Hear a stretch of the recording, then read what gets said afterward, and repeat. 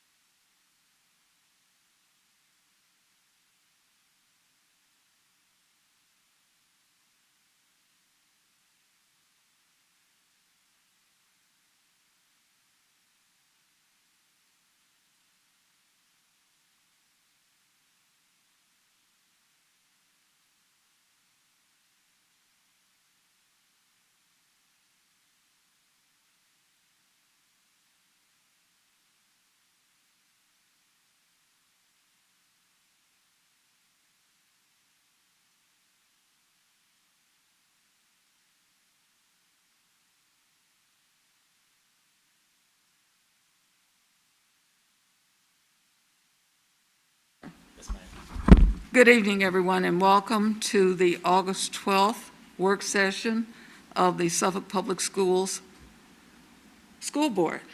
Thank you for joining us. We're going to begin this meeting with a presentation of our... Good evening, everyone, and welcome to the August... All right, there you go. It works. Our superintendent is going to present some information for us on our capital improvement plan. And he's going to introduce anybody else who's going to be working with him. All right. Thank you, Madam Chair.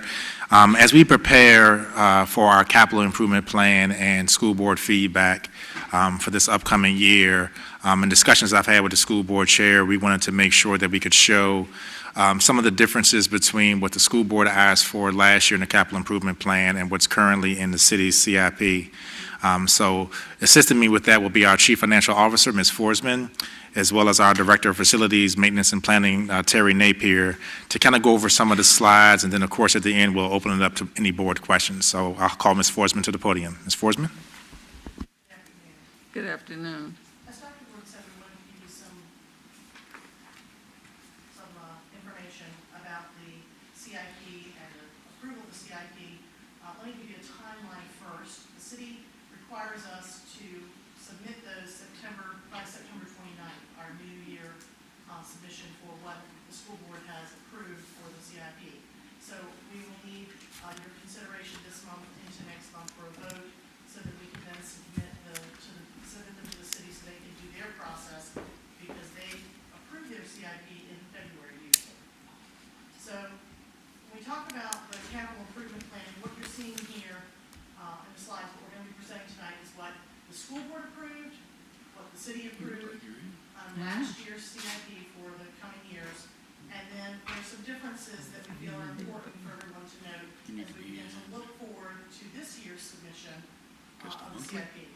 I would like to note that the city's CIP, after the first 5 years, doesn't give a specific year. So later in the slides, when I talk about something being 2031 or later, it's because there is no set date in those last 5 years, so we really don't know exactly where it falls. So it doesn't mean everything's going to be after 2031. It just means we don't exactly know exactly where it's going to fall in those years. All right, so the first one is the major systems repair. And so this includes things like HVAC systems, roofs, drainage, that kind of thing. You can see that our request was to escalate it over the next 10 years. We were starting at $3.5 million. We were going to move up to $6 million, then $8 million, then $10 million over the course of the 10 years for a total of $82.25 million. The city approved $36.5 million over that 10-year period and left it at $3.5 million per year. So that results in $46.5 million less funding than we requested over the 10-year CIP. Now, I do want to note here that the city did combine the hazardous materials abatement with this particular project, so they're now one and the same. It's always been $75,000 a year, but they've now put those two together. So when you look at the city CIP, you'll see that $75,000 added to that $3.5 million in future years. Okay. The next one is the operations facility phase 2. You can see here that we had requested $12.5 million over 22 through 24. The city moved it a year further out. And the result is that we won't have a warehouse or be able to move out of Freeney Avenue until the completion of that around 26, 27 once it's funded. Northern Shores. The two-story addition that the school board approved was a $12.1 million request for 23 through 24. The city approved $12.1 million in the 27 through 31 timeframe. So the result would be that the Northern Shores additions would not be completed until after 2031. Now I do want to note here that the city approved in their 21 through 2030 CIP, they approved the funding for 23-24. So they've now moved that out to the very end of the funding. For the College and Career Academy, the school board had approved $2.1 million for 2023. The city has now moved that to 2028. So the upgrades for the CTE program at CCAP won't be available until after 2030. For John F. Kennedy Middle School replacement, we had requested $48.2 million to be funded between 2023 and 2025. The city approved CIP, shows that funding through 2025 through 2028. So the result would be that replacement school would not be completed until close to 2031 for the kids to move into and start learning in that facility.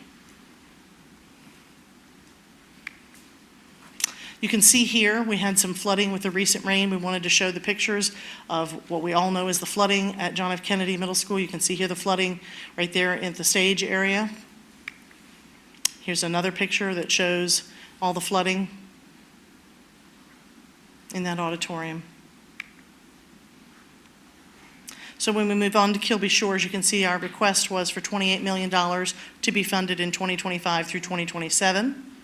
The city approved that in their CIP in the 2027 through 2031, that after that second 5 years, so we're not sure exactly where it would fall, but the way it looks is it would be completed until after 2031.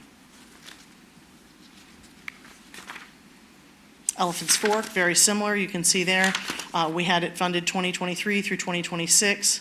City pushed the funding off into those last 5 years, so potentially we wouldn't be able to have that completed either until after 2031. Nansman Parkway, again, very similar. We had asked for funding from 2026 through 2028. The city put that funding in those last 5 years, so potentially we wouldn't be able to have that school until after 2031. Forest Glen Middle School, again, very similar. Difference here is our request was $28 million. The city increased that request to $32.5 million, but they put it off in that last 5 years again, even though we had requested it for 2024 through 2026. And again, the replacement wouldn't be ready until sometime in that 2031 time period. John Yates Middle School, we had requested $48.2 million for 25 through 27. The city put that in the last 5 years, and again, we don't know exactly where that would fall, but with these other ones there, we're assuming that that would be the end of that. So you're looking at, it wouldn't be completed till after 2031. Downtown Elementary School. The city's CIP included a downtown elementary school, whereas this school board removed that from our request. So you can see that means that our plans and the city's plans don't align at this point.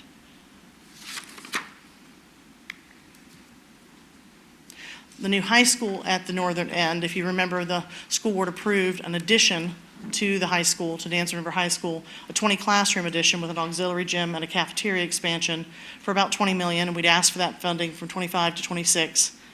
The city approved a replacement school and partially funded it in the last 5 years of their CIP at $59.3 million. So again, our plans and the city's plans do not align. We wanted to give you an idea of the roof repair cost and so that you could see by school what we had done in the last year. Now, we've only pulled the last year because it's difficult to do this year to year. All these repairs are put in a single line. So we went back through the most current year. We all had good memory and we could find the numbers. You can see here that for repair costs for roof repairs, Booker T. Washington led the way with almost $30,000 worth of roof repairs. Now, these are just repairs of specific leaks. This doesn't repair the roof in any way, shape, or form. It's just a specific leak. So it's putting a Band-Aid on the situation. Hill Point, $42,000, Kilby Shores, $33,000, Northern Shores, $62,000. So you can see the cost here are pretty high over the course of the year. Other roof repairs, you can see here, Lakeland High School, $80,000. So the total roof repairs last year, $373,248. And again, very specific leaks. We're not looking to make repairs to the roof that are anyway lasting. This is only a single leak that they're going and looking for and repairing that particular leak. For HVAC repairs, this is above and beyond normal preventative maintenance. So I'm not talking about preventative maintenance here. This is what we had to do to replace parts in our HVAC systems. And you can see Mac Ben Jr. had $29,000. Elephants Fork had $7,325.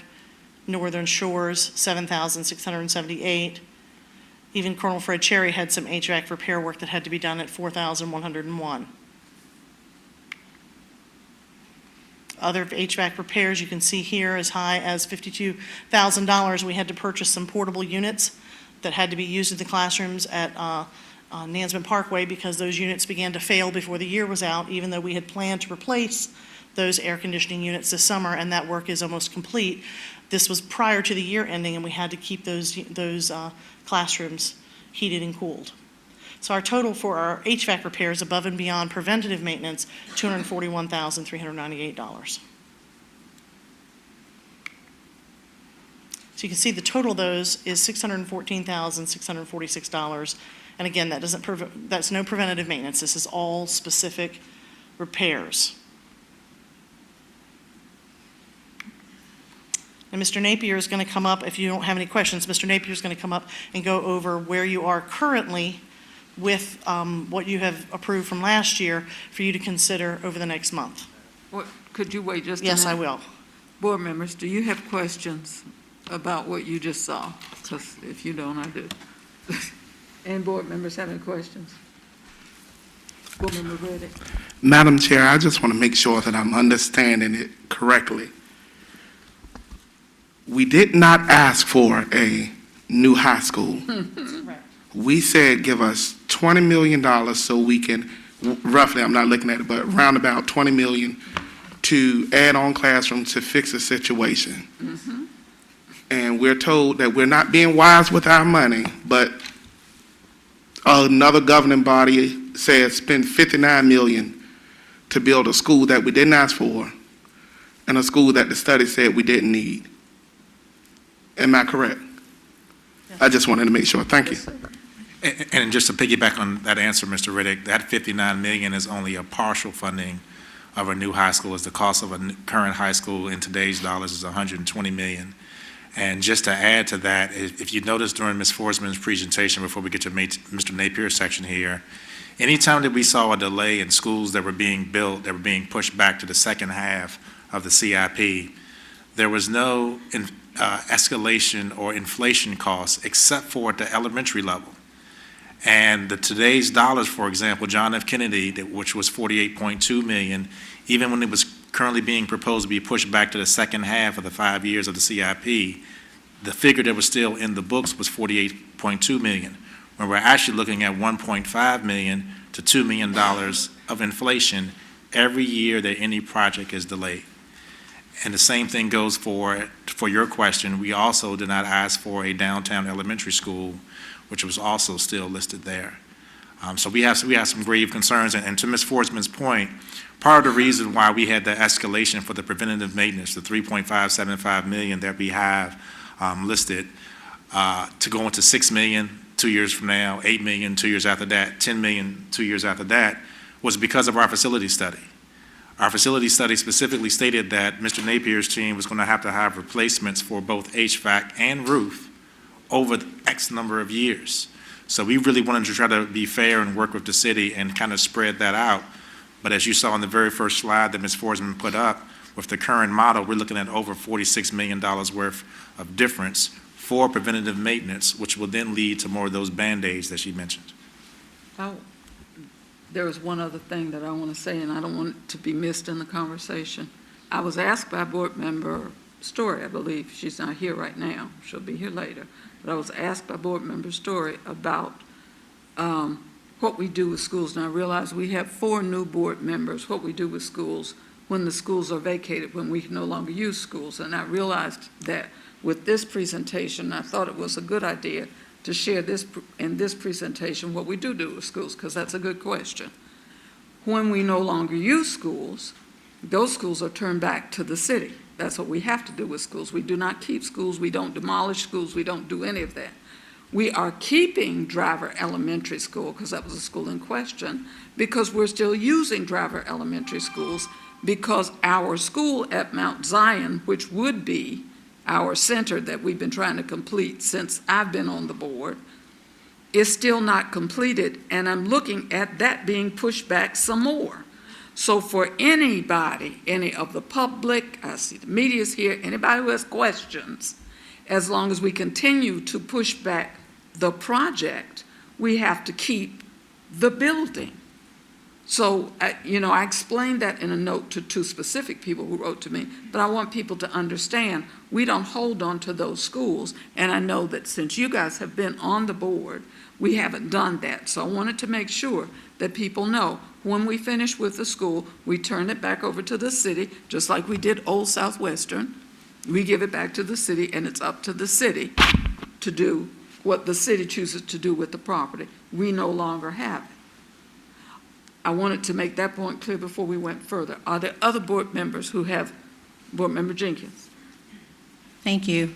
I just want to know, just plain and simple, with what we presented, can you give me 3 things that we actually got, that we asked for in the time frame that we asked for? So basically, denied everything, Right. delayed Nothing was- everything. Nothing was for this current fiscal year. The first project we had was for this first current fiscal year, and it was pushed off. Okay. So John F. Kennedy, don't even think about it right now. They've pushed that off, yes, ma'am. Okay. I just hope everybody hears that. Madam Chair, Yes. okay. Ms. Johnson, Board Member Johnson? Oh. Were you, or Board Member Mayo? Go ahead. Go ahead, Ms. Mayo. Okay, thank you. I just want to be sure that everyone understands, as Board Member Jenkins said, that we did not get anything that we asked for. Is that correct? That is Okay. correct. All right, and so all of our projects have really been pushed back. That is correct. Okay, all right. Thank you. I just have 2 questions. Yes. Do we have any communication or any reasoning why Northern Shores would not occur on 23 and 24? We've had no communication from the city as to why that would have happened. But that was approved. That is It was in the approved the CIP. prior year. Okay. And the other question I have is Forest Glen. That number, how did it get, actually went up? Don't know. It came in the book as an approval, we weren't given a heads up, we weren't even asked. And I think that's why I'll jump in here to add on to that. That's some of the inconsistency, Ms. Johnson, that I was referring to, where Forest Glen and our elementary schools had inflation added, but the other projects did not. And some of the projects are in today's dollars and others are not. And so what's one of the concerns that we have as we continue to build this, which is part of the reason why we wanted to have this work session today, was to not only give the board some food for thought, but also to have some conversations with the city to answer all of the questions that the board is presenting today. We spent $500,000 on a study. We spent $500,000 on a study. The study was done, and we were told some of the things we knew already, and we had already projected. Our team had already done that. Mr. Napier had already told us, Ms. Forsman had already told us, the team had already told us, the former superintendent had already told us what we needed. But we did a study. We spent $500,000 on a study. What we just saw does not comport with what the study said at all. So I don't know who's listening to whom. Obviously, nobody's listening to us. Now, we approved what we wanted to do. It was very clear in December of last year, because we were told it had to be done by February. Then in February, on February 3rd, we met jointly with Counsel. We went over all of this with Counsel, so there was no question about what we wanted. We are back here again with a whole different thing. We have been through Northern Shores repeatedly about one story, then 2 stories, then back again, and it's been pushed and pushed and pushed.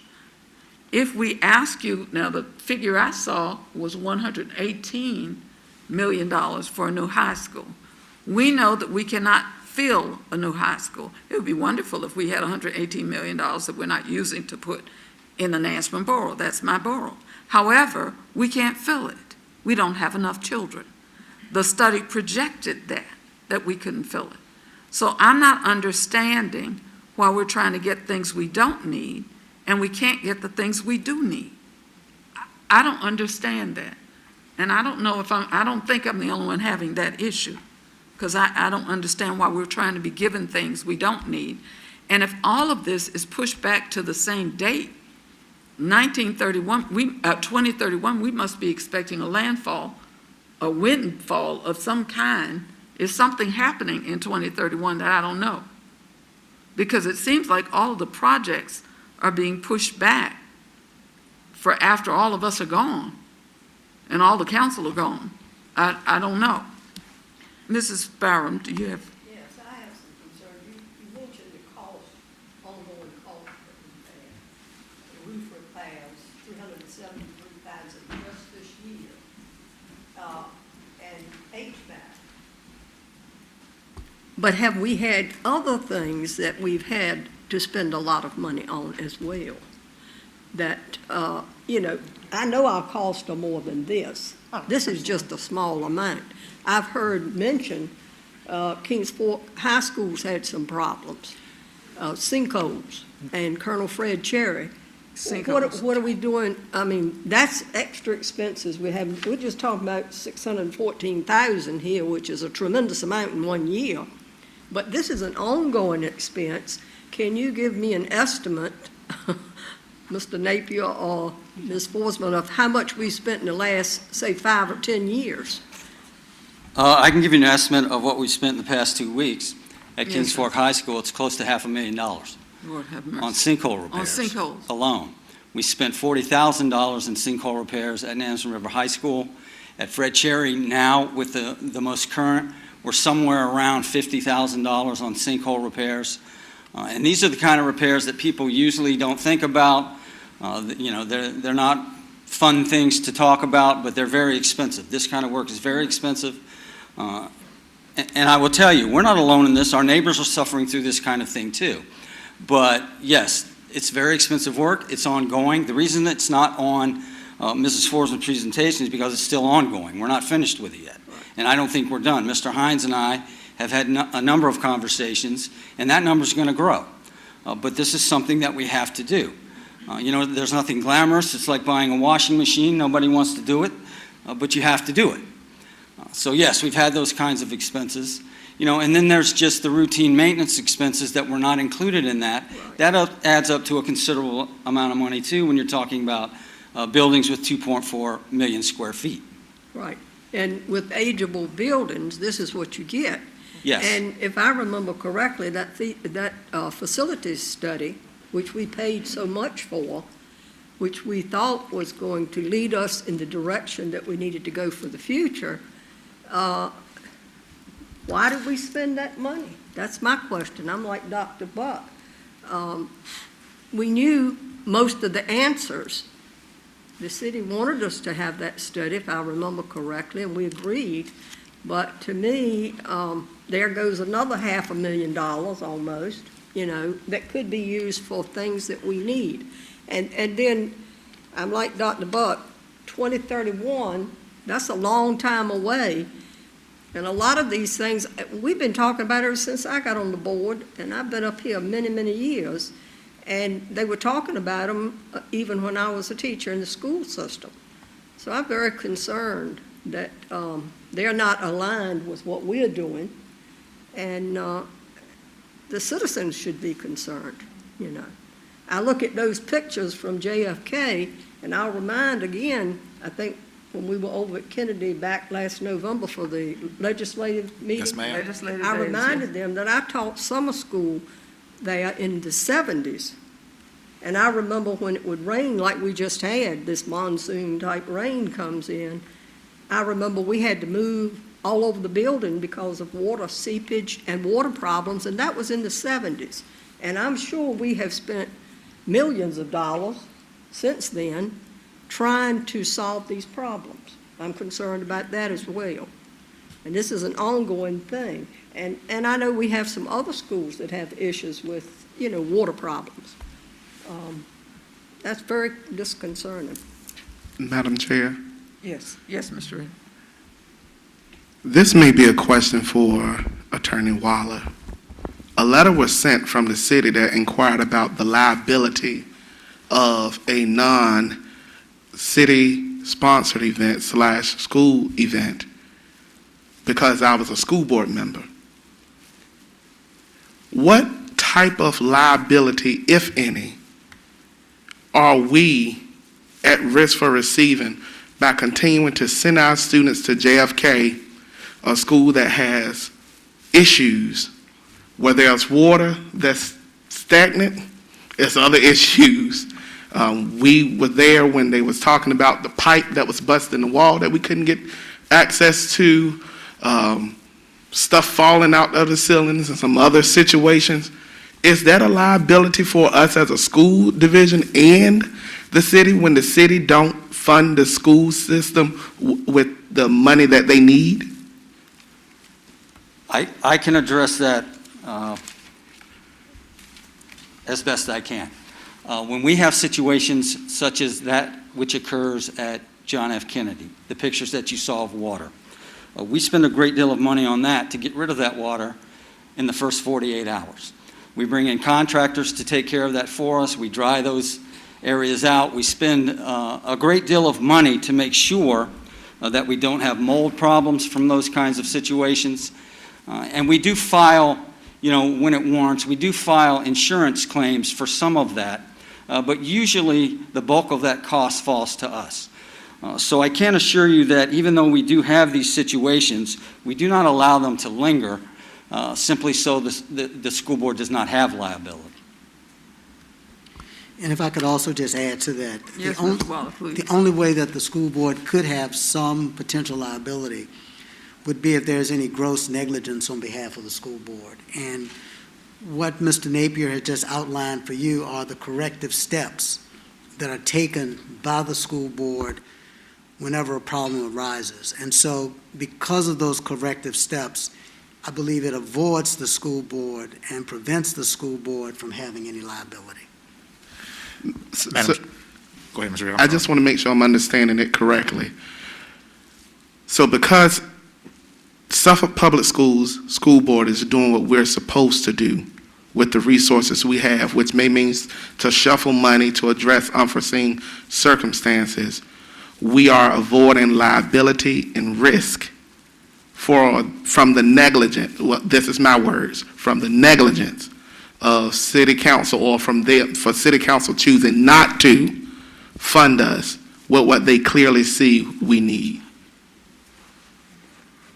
So did I understand that correctly? Because we're doing what we're supposed to do, we are saving everybody from liability and risk. No.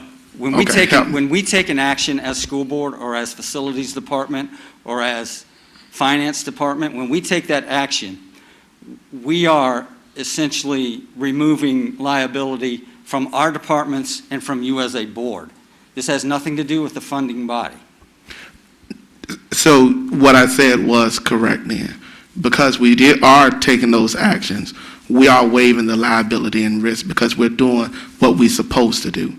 Now, we wouldn't have to do those things if what we asked for was granted to us. So I don't have any more questions. I got my answers. Thank you.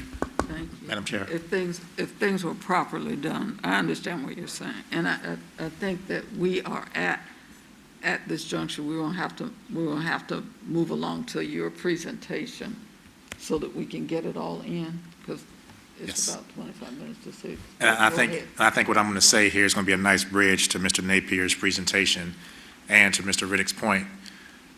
Part of the reason why the school board actually put or moved John F. Kennedy up is for the pictures that you saw and the expenses that we have repeatedly had to pay. When I did my SPS visioning presentation to the board in the month of June, one of the statements I made publicly is we're going to spend the entire summer fixing a lot of stuff. And now you can see, as we're getting into that, we wanted to give both the board and the public an idea of what we're looking at. And we're going to continue to use this word Band-Aid because that's what it is. It's Band-Aid, it's not full repair. John F. Kennedy has been moved up on the CIP from the board's direction because of the consistent flooding that has had to occur. And as Ms. Byram stated when we were there for Legislative Day, it just so happened to rain the day before. So we had to walk in and turn the fans off for Mr. Medley, who was assistant principal at the time, just to give everyone that was in attendance an overview of what we experience. So as we're moving towards this, one of the biggest concerns that we have is there are changes year to year, even when money is approved the prior year. And to make it clear for everyone, anything that we saw from 2027 through 2031, the second half of the 5-year or the 10-year CIP, historically, 75 to 80% of those things are moved again. So we are literally looking at a 10 to 15-year and sometimes 20-year cycle for proper repairs to occur. Part of the reason why we escalated that preventative maintenance was directly from the facility study. As soon as we got that data, it was legitimate and easy for us to be able to come up with a plan so that we don't have to react. I mentioned to you all in June when we first discovered or got wind of the sinkhole issue at Kings Fork, that one of the things I was going to ask Mr. Napier and Anthony Hines to do is almost to scope the entire campus. We're at $500,000 and we're not done. I mean, that is a huge concern for a school that is less than 20 years old. And my question is this. Board Member Johnson, did you have a Yeah, question? Madam, I was just going to ask, as Mr. Napier does get started, it appears that the sinkholes are in newer facilities. They're not in the older facilities. Yes, and we have several theories about that. I've shared a couple of them with Dr. Gordon. I'm not going to go into it here because we are calling people out on that. But we feel like that things were not done possibly at the contractor level, but certainly at the inspections level, where some of these things that should have been caught were not caught. So it's an infrastructure So now problem. 20 years later, now once you cover it up, you can't see it anymore, but 20 years later, it's come back to haunt us, and now we're digging it all back up. So it's an infrastructure problem. I believe Pretty so, much. yes. Okay. And the only other thing I was going to say is what Dr. Gordon said, the CIP, of course, I've sat on the other side of this for many, many years, and I was not here when this part was done this year. But I've always heard the CIP is a plan, that it can change, and that you pull the first year out for your budget, and you look at the first 5 years. Anything past that, quote unquote, is a plan. And we all know that all of those things cannot happen in those next 5 years. They're not going to happen. It's impossible. I mean, our tax rate would be incredible, and it just couldn't happen. So remember that anything that's past the 5-year period could easily go to 10, could easily go to wherever. I guess my concern is this. There's no way in the world that school can keep flooding like that and not float away eventually. I'm looking for it to be over in the swamp sooner or later. That's, I think, a valid concern. It's been flooding since 1970-something, 60-something probably, when it was built when I was in high school. That's a long time ago. And so is Forrest Glenn, and so John Yates. And so to continually put it off is just absurd. It really is. Well, And children are still outdoors that need to be inside. So we need to go on and do some of these projects. And the study showed us we don't need a high school at my end. It's cute, but not reasonable or rational or making sense at all to anybody who is sane. So we need to think about what we're going to do from here, where we need to go from here. And I don't want to delay this any further because I know you all have the rest of your report to give, and we need to move on to the next things we have to do. Just want to make one comment more about that particular school. The more immediate problem that Mr. Napier and I are facing, and the school division is facing, is that HVAC system is at the end of life. It's $3.5 million to replace that HVAC system, and you really don't want to do that if you're going to replace the school. Right. So that's the more immediate issue we have. We don't want to skip that school in the process of doing the HVAC because we know it needs it, but by the same token, if the city's going to put it off 5, 6, 8 years, that system is not going to last. So that's our more immediate concern with that particular school is, do we skip it? Do we not spend $3.5 million and hope the city will come back and do something different? Or do we put that in and spend that $3.5 million? So we've been having lots of discussions about that, especially given the governor's money that he's making available to us. So just be aware it's a lot of issues, not just the flooding, but there's lots of other things with that school that are at end of life that we have to make some decisions around. Thank you. That's my opinion. All right. So all of that was about the previous plan. Just for a few minutes, let's talk about the proposed plan for next budget cycle. A quick tour through the chart. On the right-hand side, we have listed all of the proposed projects that we are going to present to you. You will notice that it's pretty identical to last year's, given that we have moved zero on any of these projects. So on the right, everything is listed in priority order except for 1 and 2. 1 and 2 are yearly funding concerns that get added in. So the prioritized list actually starts at line item number 3. So as you move across the chart at the top, the fiscal years with design build and when we want to open each of these projects, those are listed in blue, yellow, and green. If you come back to the project list, you can see the FCI listed out beside some of these on your chart. The FCI refers to the Facility Condition Index that was provided to us through the facility study. So that's how those numbers got in there. If you go all the way to the right, you can see the project totals, and then over to the far right, you can see the escalation amounts that Ms. Forsman and I have added on this year, and I will give you a little bit of explanation about why those are what they are.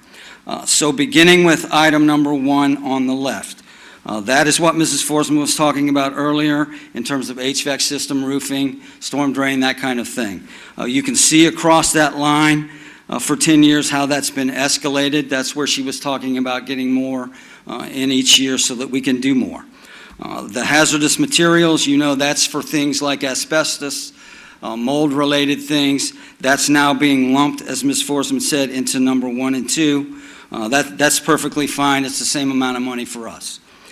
Beginning with item number 3, the operations facility is the first prioritized item that we're going to recommend that you keep in there, followed by the Northern Shores Elementary addition. We assume that you would still want that in there due to overcrowding concerns in that building. Followed by the College and Career Academy at Pruden, John F. Kennedy Middle School replacement, Forest Glen Middle School, Elephants Fork Elementary School replacement, John Yates Middle School, Kilby Shores Elementary School, Nansemond Parkway, and then the Nansemond River High School addition. As Ms. Forsman mentioned earlier, there is no new high school in our recommendation to you. There is also no downtown elementary school in our recommendation to you. So as you move across the right of that chart, beginning at line item number 3, you can see the amounts that have been listed in there. I'm not going to read those for you, but they are there. The totals are listed to the far right. You can also see the year in which we are recommending to you now that these projects begin and end. So all of these, as we talked about earlier, have been pushed back from the previous CIP. There's nothing we can do about that at this point, but we're going to keep listing them in this order if this is the way that you want to go with this current CIP. The numbers, I think it's important to look at the escalation amounts. As Dr. Gordon mentioned earlier, we've had the COVID situation.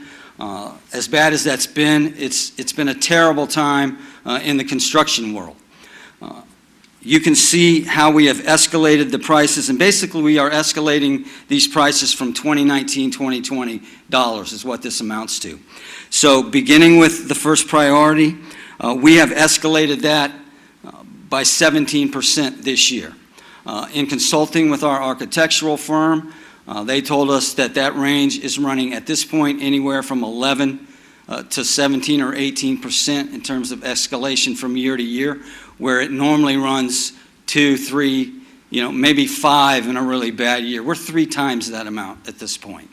So what you see with the project totals is much larger numbers than had some of these projects already been done. So at this point, we're kind of behind the 8 ball there in terms of how much money is going to be spent. And there's nothing we can do about that. What we did, if the project start year was 2022-23 or 23-24, we escalated last year's number by 17%.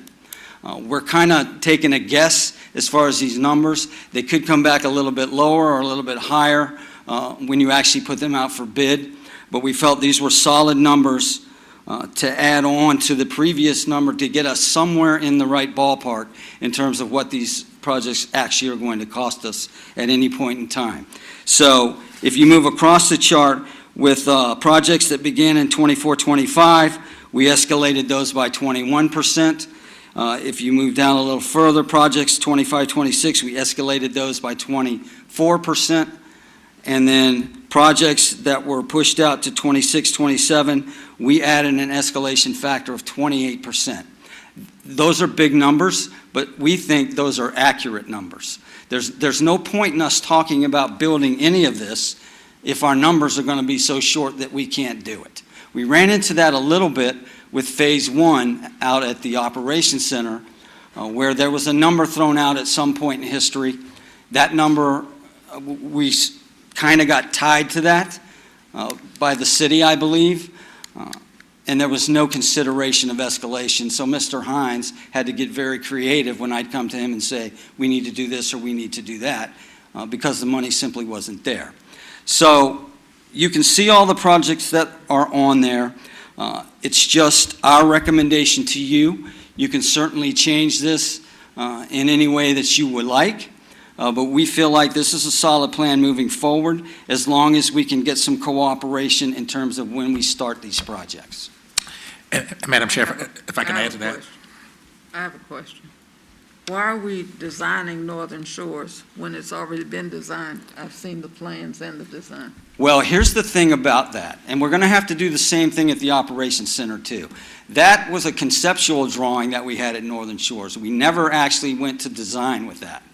We had our architectural firm look at that site and look at that building and tell us what we could build there and how many, and they drew some wonderful pictures of what it would look like, but we never got to the design element on that project. So this is what's left of what they didn't do. They didn't do any of the design. They just did a conceptual drawing of what it would look like, and they took the footprint to make sure we could fit it in there. Okay, Madam Chair, yes. and if I can just add to that, that is two things that Mr. Napier said that I just want to reiterate for the board. Number one, I am strongly recommending that the board is consistent with what you all asked for in December of 2020. And the escalation percentages that you see, since there were several things that Ms. Forsman had listed for 2027 to 2031, we are looking at a 25 to 30% increase for those projects if they go back to that second 5 years. Mm-hmm. And it is our job to always make sure that we're going to be fiscally responsible, but the inflation piece is real, especially right now. And one of the things that we're trying to do is to use the study for our data and evidence, use the institutional knowledge that we have since Mr. Napier has been in this role a very, very long time, as well as the historical context that you all have given for those of you all that have been on the board for several years on how many of our projects have been delayed. We are really concerned about this cost of inflation. And we know that the board was very aggressive in what they put into their CIP in December of 2020, but our plan was laid out. And if we don't have action with this, or if we are going to postpone this another 5 years, especially with our goal of eliminating all mobile units in Suffolk Public Schools, we are going to be looking at a 25 to 30% increase in costs. I just want to reiterate that for the board. Thank you. And so we'll be looking at this. When do we need to make this decision? When do we need to have this back? How long do we need to consider this?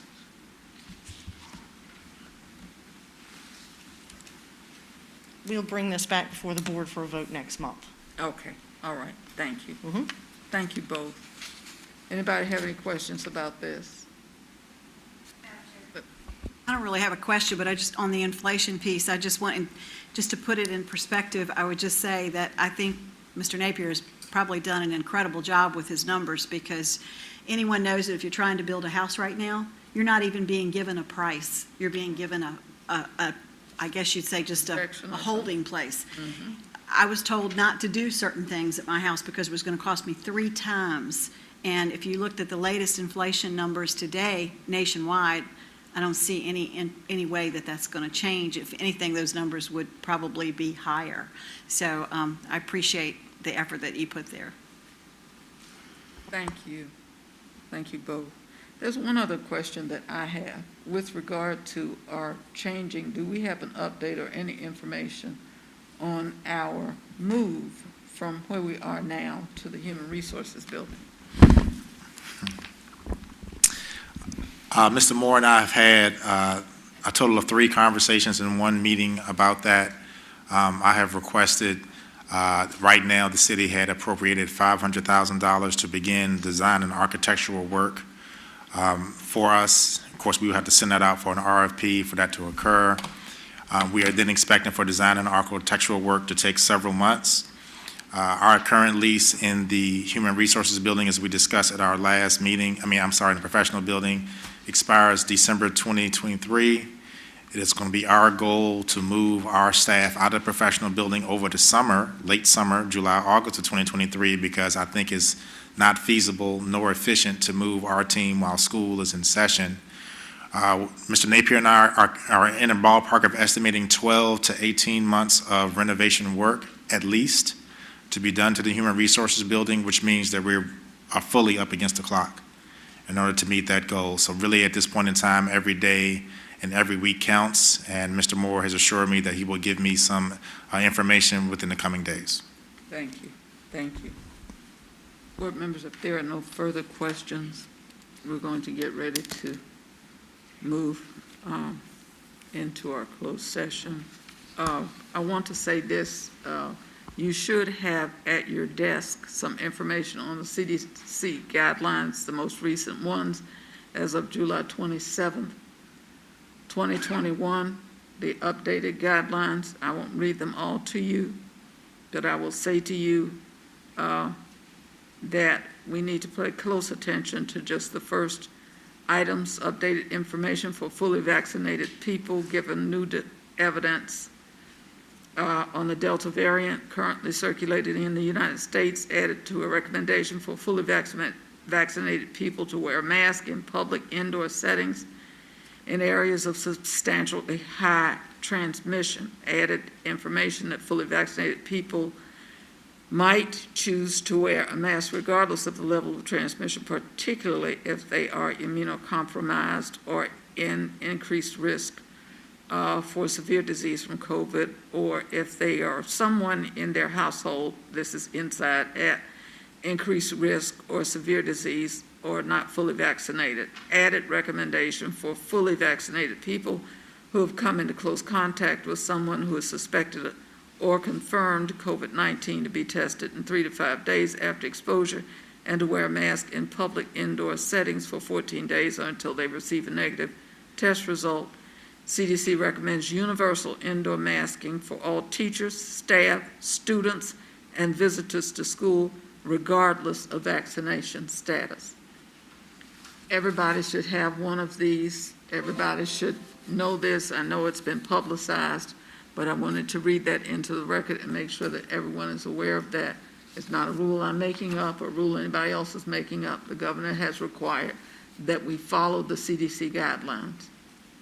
So thank you, those who came to the meeting, for adhering to these rules, and those who are in the meeting room. I do appreciate you for complying with these rules.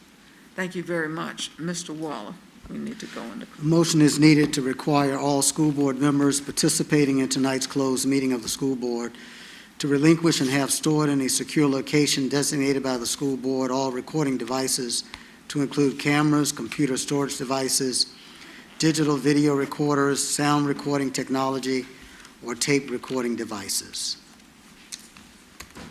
May I have a motion?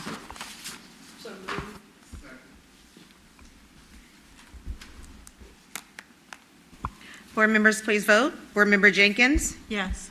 Board Member Johnson? Yes. Board Member Mayo? Yes. Board Member Riddick? Yes. Vice Chair Byram? Yes. Board Chair Brooks Buck? Yes. Motion passed. A motion is needed to go into a closed meeting to discuss the following items and subjects pursuant to Section 2.2-3711 of the Code of Virginia, 1950 as amended. Number one, the discussion and/or consideration regarding the performance evaluation of the attorney for the school board and any revisions to terms of his employment And number 2, the discussion and/or consideration regarding the performance evaluation of the clerk of the school board and any revisions to the terms of her employment, which is authorized by Section 2.2-3711A1 of the Code of Virginia, 1950, as amended. Board members, please vote. Board Member Jenkins? Yes. Board Member Johnson? Yes. Board Member Mayo? Yes. Board Member Riddick? Yes. Vice Chair Byram? Yes. Board Chair Brooks Buck? Yes. Motion passed.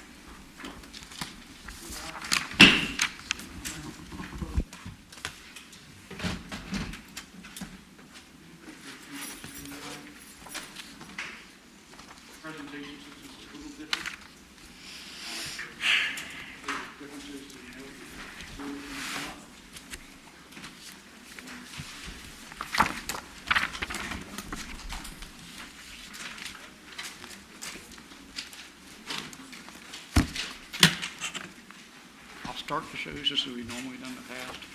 However, what you see up here looks totally different than what you see in the boards. You can click through them. As you see, it just looks different and odd. The city's in the process of changing everything. Unfortunately, we're sort of halfway between two different systems.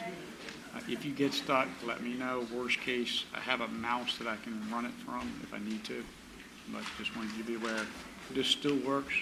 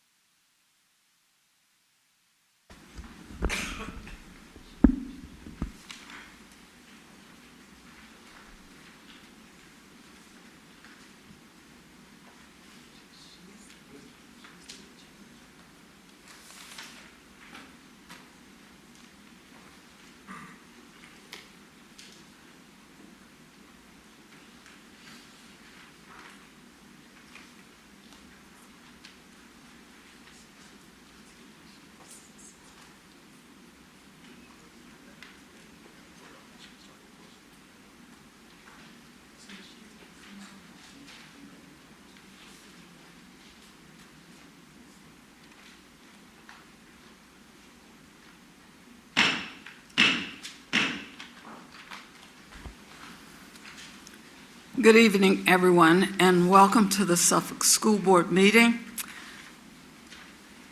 We're going to do some housekeeping first. We're going to ask everyone in attendance in the council chamber to be sure and wear your mask. We are following the CDC guidelines and the governor's instructions. If you are in the council chamber, no matter where you are seated, you must have on a mask. This is for your protection and the protection of those who are with you. If you are not wearing a mask, you are asked to leave the council chambers. Mrs. Story, do you intend to wear your mask? I don't, because the City Hall says it's only a recommendation. I called them today. The City Hall is not conducting the meeting. It owns the building. They own the building, but the school board is in charge of the building at this time. And I am chair of the school board conducting the meeting according to and in accordance with Virginia law. Do you intend to wear your mask? Well, I believe the law says that it's in school buildings, and we're not in a school building, so no, I'm not. Mr. Waller, may I have a motion? As provided by Robert's Rules of Order, I move that a motion is needed that Sherry D. Story be removed from City Council chambers because of her failure to abide by the order of the chair and CDC guidelines that all fully vaccinated and unvaccinated people wear a mask in public indoor settings in areas of substantial or high transmission to prevent the spread of the Delta variant, the transmission level currently being high in the city of Suffolk. Is there a motion? So moved. Is there a second? I would like him to repeat the motion, It's been please. moved and seconded. Would you please repeat that? Would you please repeat the motion? Is that what you want? Yes, please. As Please. provided by the Roberts Rules of Order, a motion is needed that Sherry D. Story be removed from City Council chambers because of her failure to abide by the order of the chair and CDC guidelines that all fully vaccinated and unvaccinated people wear a mask in public indoor settings in areas of substantial or high transmission to prevent the spread of the Delta variant, the transmission level currently being high in the city of Suffolk. Mrs. Story, I have asked you twice. The board has made a motion. The motion has been seconded. Board members, Board Clerk, would you please take the vote? Board members, please vote. Board Member Jenkins? Yes. Board Member Johnson? Yes. Board Member Mayo? Yes. Board Member Riddick? Yes. Board Vice Chair Byram? Yes.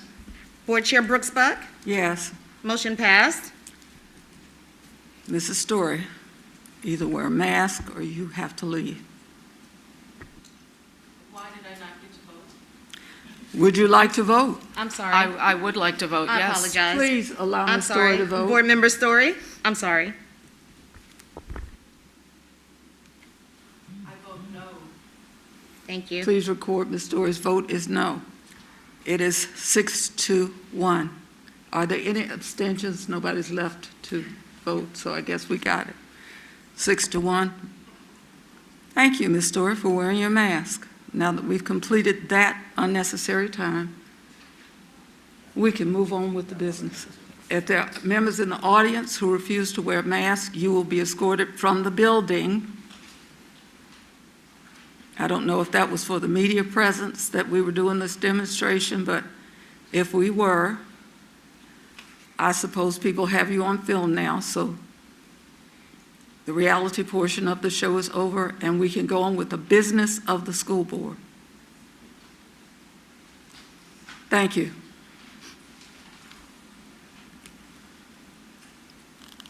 At this time,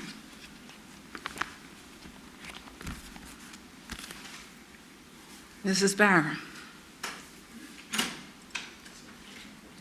we have to have the certification of the closed meeting. resolution of certification of the closed meeting of August 12, 2021 pursuant to Section 2.2-3712 of the Code of Virginia, 1950 as amended. Whereas the School Board of the City of Suffolk convened a closed meeting on this date pursuant to an affirmative recorded vote and in accordance with the provisions of the Virginia Freedom of Information Act. And whereas Section 2.2-3712 of the Code of Virginia, 1950 as amended, requires a certification by the school board that such closed meeting was conducted in conformity with Virginia law. Now therefore be it resolved that the school board of the City of Suffolk hereby certifies that to the best of each member's knowledge, 1, only business matters lawfully exempted from open meeting requirements by Virginia law were discussed in the closed meeting to which this resolution of certification applies, and 2, only such public business matters as were identified in the motion convening the closed meeting were heard, discussed, or considered by the school board of the City of Suffolk. So moved. Is there a second? Second.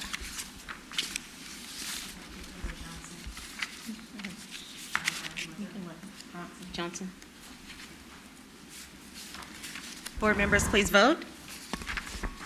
Board Member Jenkins? Yes. Board Member Johnson? Yes. Board Member Mayo? Yes. Board Member Riddick? Yes. Board Member Story? I abstain. Vice Chair Byram? Yes. Board Chair Brooks Buck? Yes. Motion passed. Thank you. We have 2 resolutions. Am I correct at this time?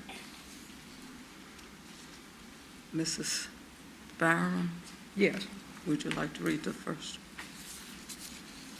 A resolution approving the terms and conditions of an addendum to the contract of employment between the Suffolk City School Board and Wendell M. Waller. Be it resolved by the Suffolk City School Board as follows. Section 1, that all terms and conditions of an addendum to a contract of employment between the Suffolk City School Board and Wendell M. Waller with an effective date of July 1st, 2021, and with an expiration date of June 30th, 2022, be and the same are hereby approved.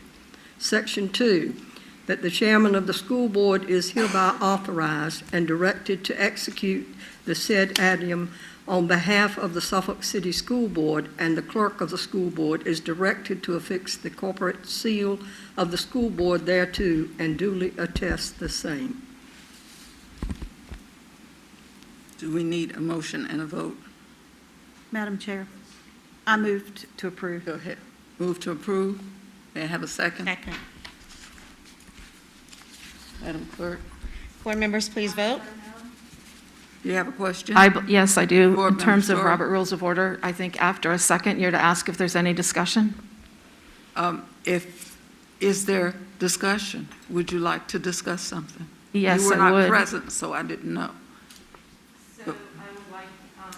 Yes, I would like to discuss the contract for both the attorney and the clerk. I believe it involves an amount of money, and I believe all finances have to be done in open session. So I believe that the resolution or the approval of these contracts need to also include the finances. That cannot be done in closed session. But the finances have to be disclosed in open session. I do not believe you are correct, but I will ask Mr. Waller for determination. Contract will be made available and can be made available to the public under the Freedom of Information Act by making a request, and that contract must be provided within 5 days, 5 work days. Thank you.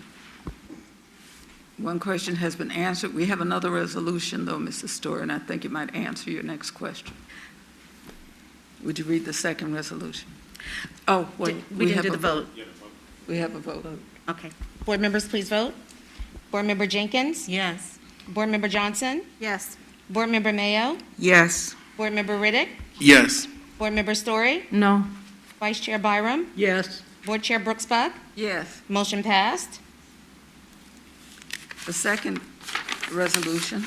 A resolution approving an adjustment in the base salary to the clerk of the school board, be it resolved by the Suffolk City School Board as follows.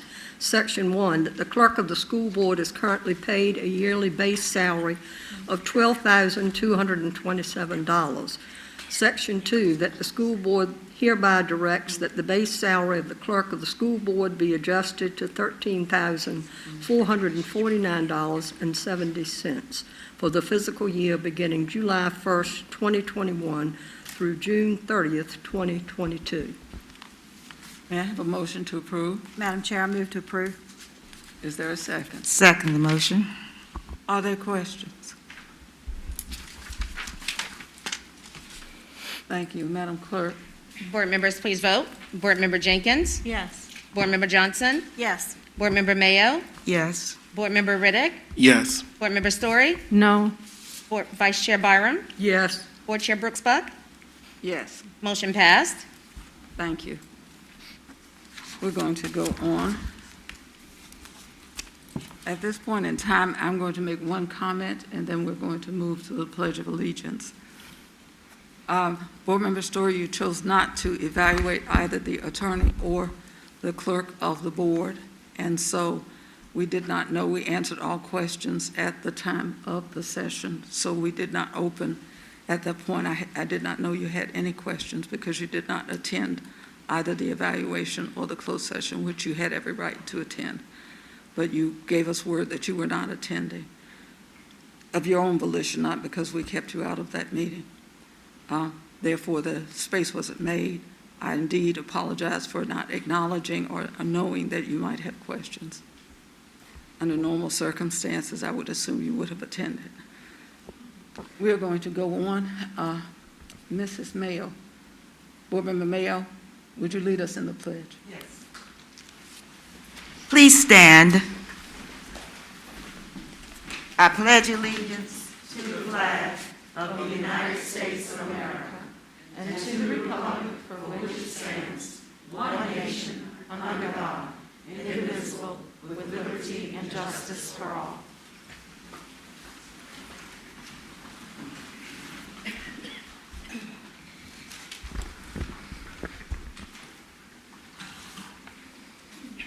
At this time, we need a motion to approve the agenda. I make a motion, Madam Chair, that we approve the agenda as stated. Is there a second? I second the motion. Madam Are there Chair, any questions? Madam Chair, we Madam need to Chair. add the resolution, crisis. Yes. We need We to have add an that to addition this. to the motion. I'm sorry. We need to add the resolution to the motion to Oh, we add to do the need to add a agenda. resolution to the motion, that is correct. We do, under the area, under the consent agenda,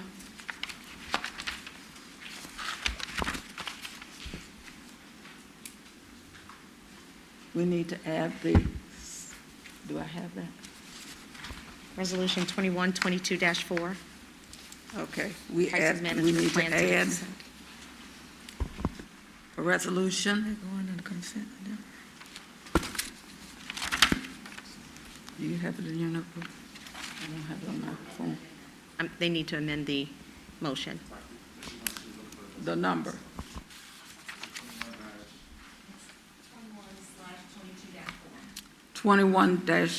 21-22/22-4.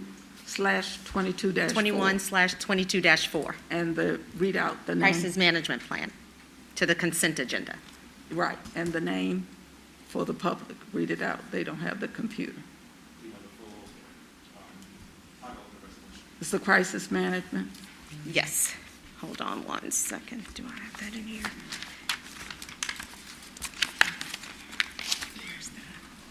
I have it. A resolution of the school board for the city of Suffolk, Virginia, certifying that every school it supervises has developed a written school crisis emergency management and medical emergency response plan consistent with the definition provided in Virginia Code Section 22.1-279.8D. Thank you. Thank you. All right. Now, we need a motion to approve the consent agenda with that addition. Right, the Madam Chair. agenda with the addition to the consent agenda. We're I make- approving the agenda with that addition. I make a motion that we approve it with the addition of that resolution. Is there a second? Second. Are there questions?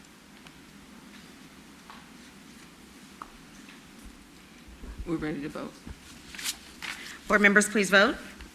Board Member Jenkins? Yes. Board Member Johnson? Yes.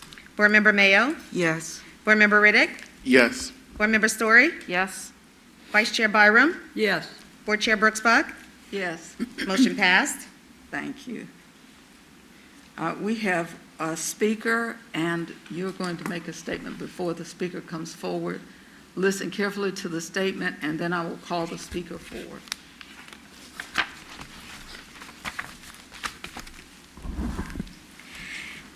It is the intent of the school board to ensure that the affairs of the board be conducted in an open and orderly manner, that all persons desiring to address the board are afforded an opportunity to do so.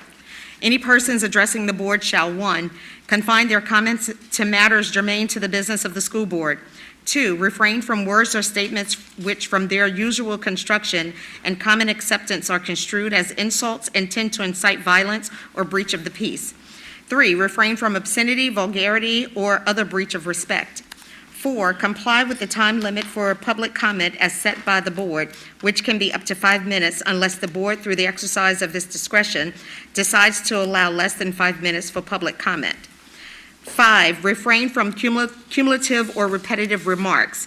And 6, refrain from making any comment regarding any pending student discipline or employee grievance matter. The appropriate forum for such matters is the applicable administrative hearing provided by state law or where appropriate court proceeding. The school board welcomes comments from the public as appropriate.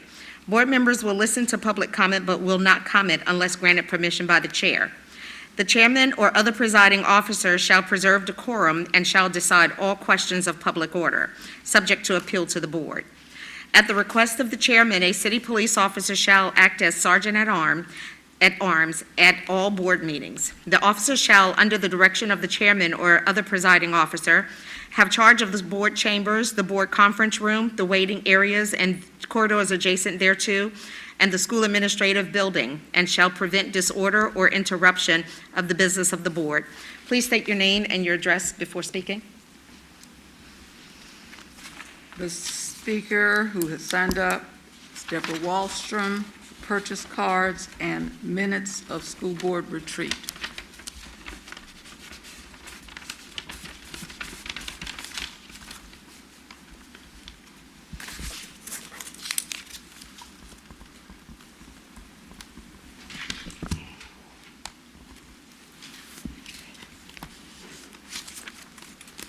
Good evening. The payment of bills includes a report for purchase cards, something I talked about a month ago during citizen comments. The report for July 22nd, 2021, called Purchasing Card Transactions, totals almost $68,000. As usual, the listing does not provide what was actually purchased. I don't know how a superintendent or a board monitors the school division finances without knowledge of what was purchased. All you can tell is that the numbers add up. You cannot tell whether what is being purchased supports the goals of the school division or whether there are fraudulent purchases. You cannot correctly monitor what you do not know. You are not doing your job, and your secrecy continues. There are so many questions people have asked, and even after months cannot get answers. This is not normal. Why don't you know how many people have purchase cards? Why don't you know what is being purchased with the purchase cards? Why do you pay bills when you don't know what is being purchased? Why don't you have a policy related to purchase cards? If the board chooses to not change this secretive practice related to purchasing cards, I am prepared to call for a forensic audit of the finances of the school division. Please, do your job and be strong monitors of finances. In terms of minutes, I would like to suggest a correction to the minutes for the board's retreat in July. You know, the meeting where you had me escorted out by police because I wanted to stay in an open meeting. A meeting where afterwards you banned me from all division properties. A little extreme on your part, don't you think? You are truly afraid of what I know. And no, Dr. Gordon, I am not an enemy of the school division. You lied to the police. You told them you had a special space set up for the public, like it's okay to pretend that you were having an open meeting, even though you excluded citizens from the meeting room. This isn't difficult, board members.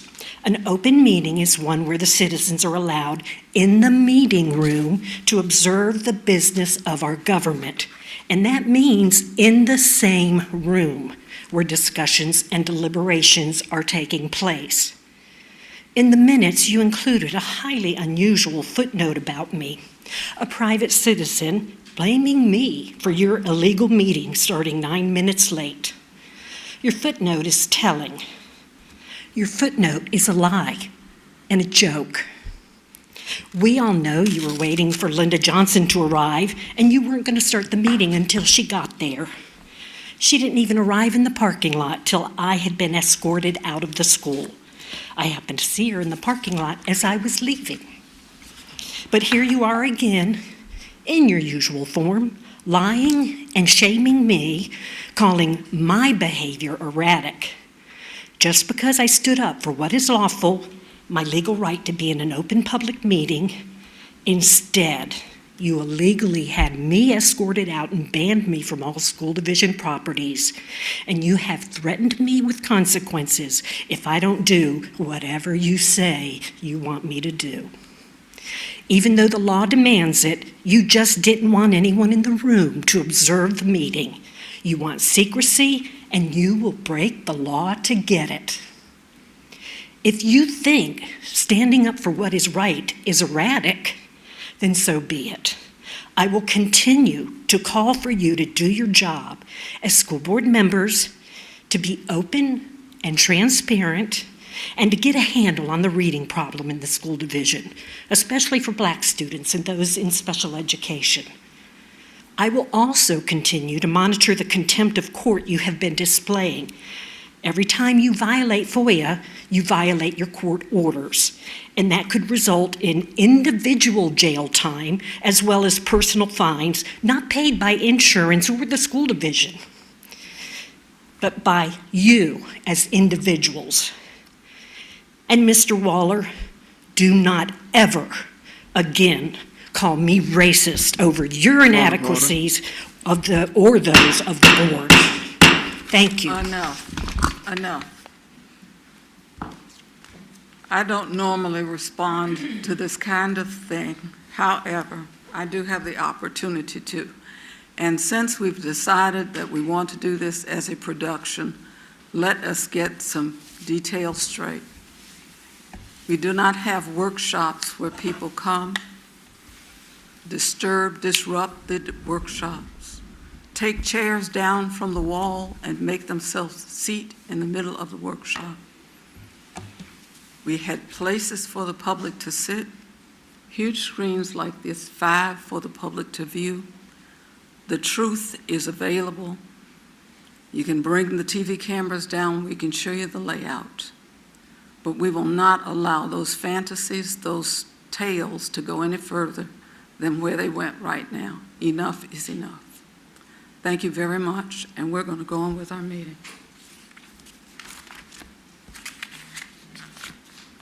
Good news report. Mr. Superintendent. Thank you, Madam Chair. I'm going to call to the podium our Community Engagement Officer, Ms. Antoinette Ward, which has become tradition here, where we're going to talk about some of our student recognitions, the great National Night Out that we had last week, Rain or Shine, highlights from the administrative retreat, grants and awards, and then I will close out with our calendar of special events. Ms. Ward? Yes, thank you, Dr. Gordon. Good evening, Madam Chair, Madam Vice Chair, and members of the board. Okay. Tonight we begin our good news report with student recognitions. You may remember Miss Ayanna Johnson from Nansemond River High School and being the 2021 Miss Virginia Outstanding Teen. You may also remember mention of the work that Ayanna was recognized for doing with the Suffolk Sickle Cell Foundation. Well, tonight we share that Ayanna Johnson has received the honor of being named the 2021 through 2023 CHKD Sickle Cell Connection Teen Ambassador. Ayana has been a fierce sickle cell advocate since she was 10 years old, and through her activism, she hopes to decrease disparities and stigmas for those with chronic diseases. We also recognize Jermaine Austin, a graduate from Lakeland High School.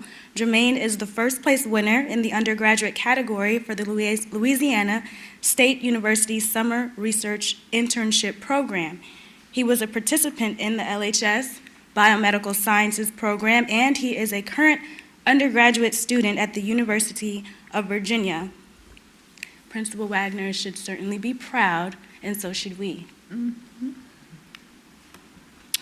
All right, next you'll see a few photos of our superintendent, Dr. John B. Gordon III, making his way around the city, visiting families during National Night Out.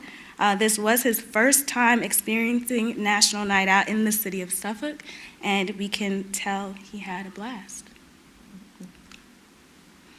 We also want to shout out Principal Tara Outland for hosting a super fun and engaging event at Creekside Elementary, also during National Night Out, for members of her school community, along with members of the city of Suffolk.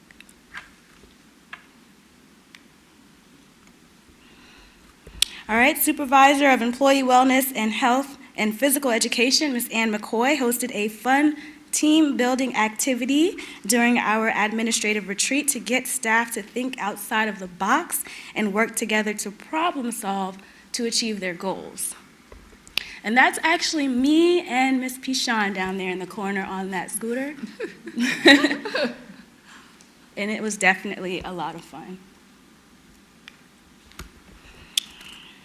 All right, and then we want to, of course, recognize some of the grants and awards that we've received. Suffolk Public Schools received a grant of $50,000 for our Nourishing Our Neighbors mobile food pantry.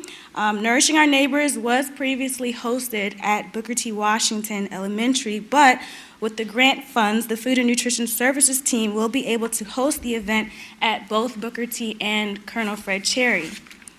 And for the 2020-2021 school year, Nourishing Our Neighbors had a total of 7 distributions, which fed 2,271 children in 1,847 households.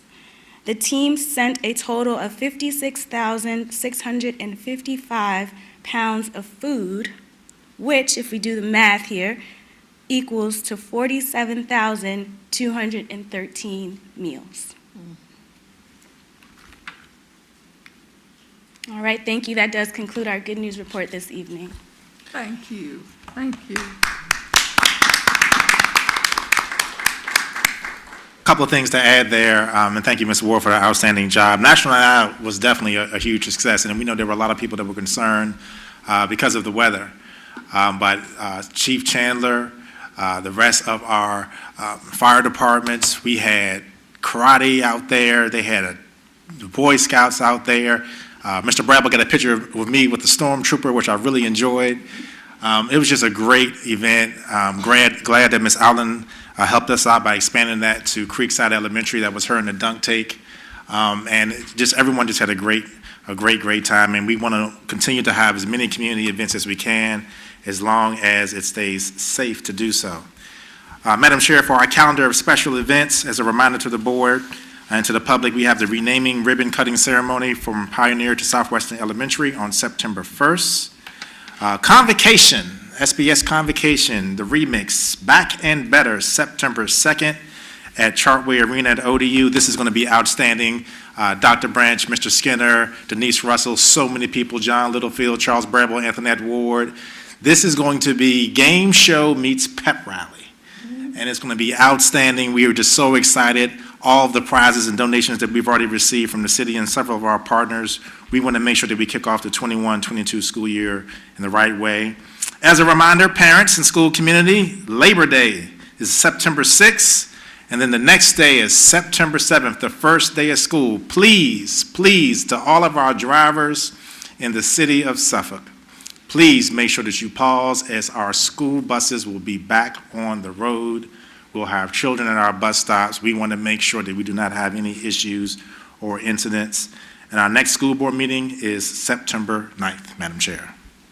All if you would mention some of the safety features of our convocation, because I know that there have been some concerns with the Delta, and I know we are on it. Yes, ma'am, that won't be a problem. Dr. Branch and I have been working very closely with the administrators at Chartway Arena. We are going to make sure, number one, everyone must wear their masks for the event. We've also recently have revised the seating chart so that while we are there, each of our staff members will be sitting every other seat so we can maintain that 3 feet of social distancing. We're also working individually with any of our staff members who may want to drive themselves, as we will have buses prepared just for parking and just to make sure that everyone arrives at the same time. Our administrators have already had conversations with some of the employees. I'm sure they've already contacted the board. But overall, we are very excited about this event, and we're really looking forward to September 2nd. Okay, thank you, thank you, thank you, thank you. We are here at the consent agenda. I need a motion to approve the consent agenda, please. Madam Chair, I move that we approve the consent agenda. Is there a second? Second the motion. Other questions? Mrs. Story? I would like the resolution pulled out of the consent agenda, please. Okay. We will pull that out and add that to new business. And let's make that item number 1. Okay, thank you.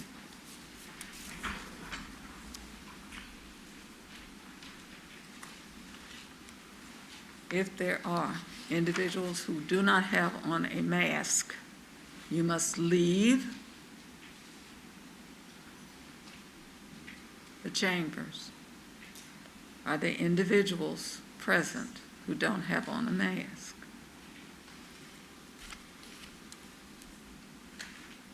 Please, let's not do this all the evening.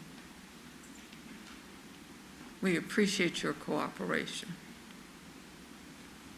If you need to step outside to get a fresh breath of fresh air, please do so.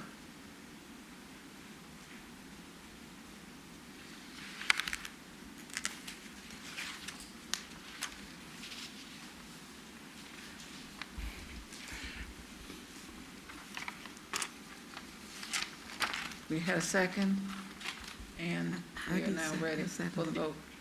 Do we need to amend the motion to remove the resolution? Well, the resolution has been removed. And it's going to be added as item number 1. Under new business. And so we're ready to vote. Board members, please vote. Board Member Jenkins? Yes. Board Member Johnson? Yes. Board Member Mayo? Yes. Board Member Riddick? Yes. Board Member Story? Yes. Vice Chair Byram? Board Chair Brooks Buck? Yes. Motion passed. Okay. We are ready to approve or take action on these ordinances. Most of them are changes. If you don't mind, we can take them in clusters unless there is something that you want to look at separately. All of these are second readings. Madam Chair, I move that we adopt ordinance 21/22, 1 through 19. Okay. Is there a second? Second the motion. Madam Chair, I think each of these needs to be taken separately, please. I'm sorry. Each of these is an action item, and each of these should be taken individually. They are not a consent agenda. Is there, well, we can do them in either way because there's a motion and a second on the floor.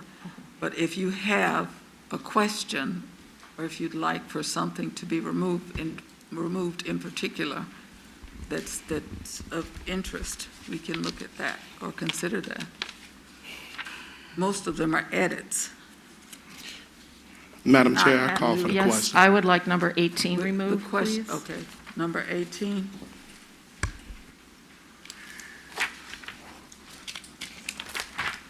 Okay, I would like number 19 removed, please. 18 and 19 can be removed, but the question has been called. Madam Clerk, we need to vote. The question has been called. We're going to remove 18 and 19 for separate votes.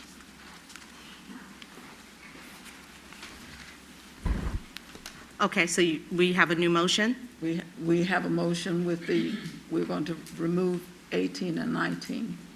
That's the addendum, I guess, to the motion. Okay, is that, Do you want to we need a remake new the motion, right? I move that we approve ordinance 21/22 through 1 through 17. Second the motion.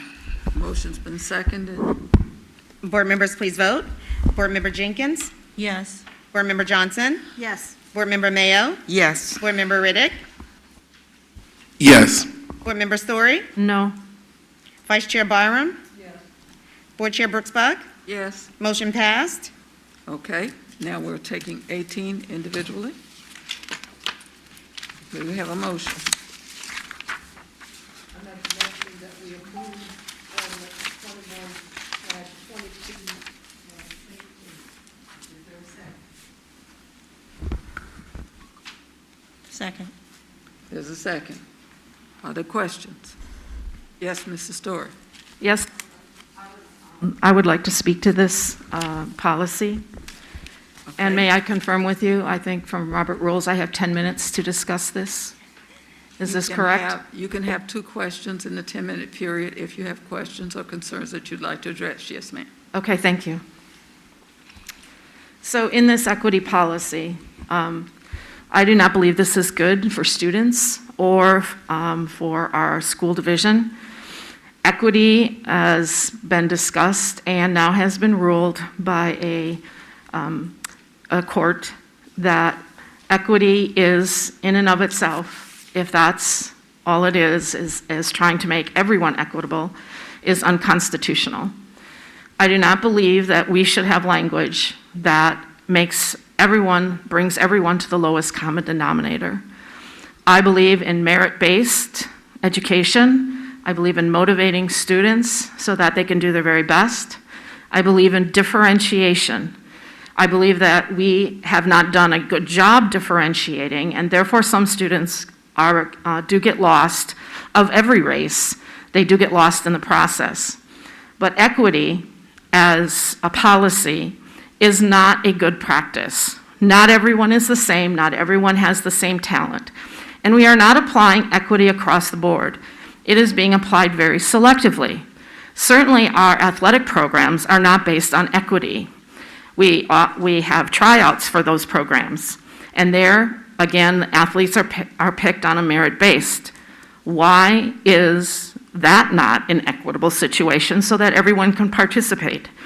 If it's equity, if it's the little kids looking over the fence, then everyone should be able to participate in athletics, and we shouldn't have competitive athletics. We also have programs in the district that are merit-based, and it is not based on equity. Equity is not a policy that is healthy or good for the school system. And equity, I am sure these policies will eventually be tried in the courts, and they will be found to be unconstitutional. We cannot make everyone equitable. That is impossible. And to do so, it means that some students are going to lose out, and some kids are going to have minimal gains. I just don't believe that this equity policy is what our students need. The promotion of culturally relevant and responsive teaching, I believe our teachers have always done that. And now to have that as part of some statement, that who is going to judge such a subjective statement? A subjective statement like culturally relevant and responsive teaching, that's all in the eyes of the beholder. That is putting our teachers at risk for some kind of inequality when it comes to evaluations. I don't believe that anything that is titled equity really has a basis for helping students achieve their very best that they can. We all respond to motivation, we all respond to doing our very best, and we all have talents and strengths that are different than other people, no matter who we are. Equity is not achieved and is not equitable if you stomp on the rights of some and you promote for just reasons that are based on a physical characteristic. That is not equity. That is picking and choosing who is going to receive what services. Unless we are going to get rid of all of our specialty programs that are certainly not equitable for everybody, then I don't see how we can have policies of equity that are not based in equality. Equality is what we should be going for, that everyone has the same opportunities and is given a good and right education, and that we differentiate and that we meet special ed needs, and we've always been doing this. And although we may have not done it very well, we need to keep on that track. I also object to this policy being put into place that our public has just not had a chance to talk and discuss. We do not have a practice here that allows our public to be able to stand and discuss anything in between the first and second reading. There is nothing. They get the first reading, and then here's the second reading, and it's going to be approved or not tonight. This is not an environment where the public can come and discuss these policies. And this is a big policy. And I don't think that we have given the public a fair chance to weigh in on a policy that's, 5 pages long. That's a huge, huge policy. And I remember when I first came on the board, I wanted an equity policy. Dr. Gordon was not here at the time, and I asked then that we start working on an equity policy and working with the public. Board Member Story, you said you had questions. Do you have? No, I have, it's discussion. It is discussion that is allowed on the motion, and I'm discussing. So I want to know when, I can keep asking questions. Madam Chair, I call for the question. Oh, the question's been called, it's been moved and seconded. Madam Clerk, we have a vote. Would you? Madam Chair. The other thing is, and I'll take a comment, we've had an equity policy for I don't know how long. It was already on the books. This is an addition and addendum to our equity policy that was existing and has been on the books. But Board Member Johnson, you had a question. My question was to Mr. Waller. Are you aware if there's a board decision that says equity policies are unconstitutional? Unfortunately, I'm not. And if anything, it would seem to me that the law would want there to be equity and not for there to be inequity. So I'm not aware of the court case that the story is referring to. I can give that information. It's the U.S. Circuit Court, Fifth Circuit Court, and the judge's name is James C. Ho, H-O. He's a Hawaiian. Point of order. So, Point of order. Point of order, and Madam Chair. I want to point out one more thing. We have called for the question. Every clerk- line is underlined of this equity policy. That makes it new. Clerk, please call for the vote. Board members, please vote. Everyone has one. Board Member Jenkins? Yes. Board Member Johnson? Yes. Board Member Mayo? Yes. Board Member Riddick? Yes. Board Member Story? No. Vice Chair Byram? Yes. Board Chair Brooks-Buck? Yes. Motion passed. Madam Chair, may I have a point of privilege? I just would like to take this time to explain a Cliff Notes edition of Robert Rules of Order. If the question is called, it ends the debate, it ends all other conversation, and we go to vote immediately. And I would like to point out that, I would like to point out as well that Madam calling Chair, the question address does me. not stop discussion. Story, Mr. Well, he- Riddick has the floor. You have, we've heard your discussion, we've heard your concerns.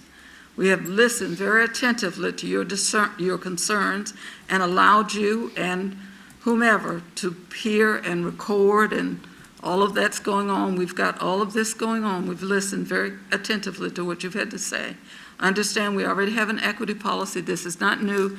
And throughout this nation, equity is something that is being looked at, because I don't know if anybody's aware of it, but there are a whole lot of things that are going on in this nation that are a problem. But Mr. Riddick has the floor.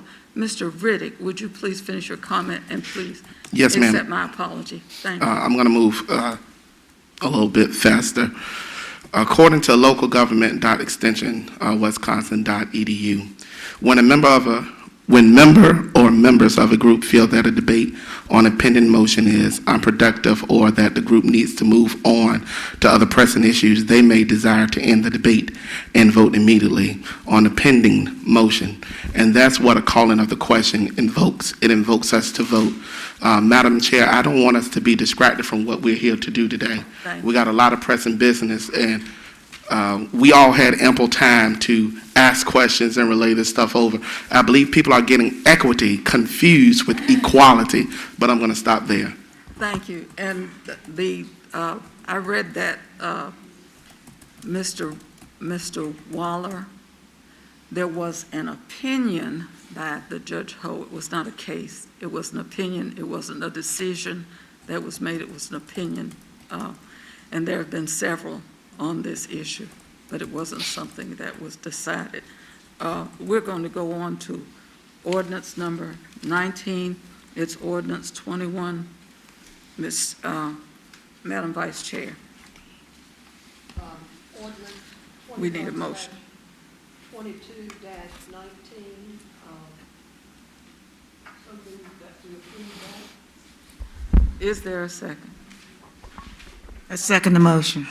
Thank you. It's been moved and seconded that we adopt ordinance 21/22-19.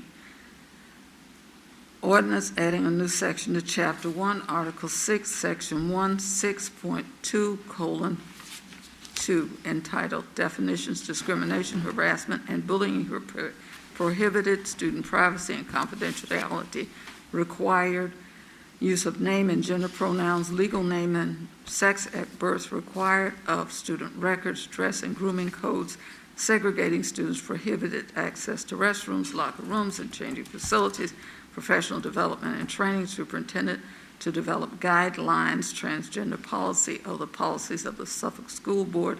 This is the second reading. This is an action item. Are there questions? And questions? Are there questions? Now, Yes, I have questions. yes. You may have two questions. Excuse me? You may have two questions. I have 10 and then minutes. you can have two questions, then I'll move to other board members who have questions. If they don't have questions, then you can have. I defer to Mr. Waller. Mr. Waller, how much time does each person have after a motion and second in Robert Rules of Order? How long does each person get to discuss if they need to? There is a 10-minute allowable time. However, the body can vary that time. Thank you. And I believe as chair, I can ask the body if you would like to limit the discussion time. I move, Madam Chair, that we limit the discussion, as stated, to two questions. Is there a second? Is there a second? I second. Thank you. I'm sorry, who Madam second? Clerk, we need to vote. Okay. Board members, please vote. Board Member Jenkins? Yes. Board Member Johnson? No. I'm sorry? No. Board Member Mayo? Yes. Board Member Riddick? No.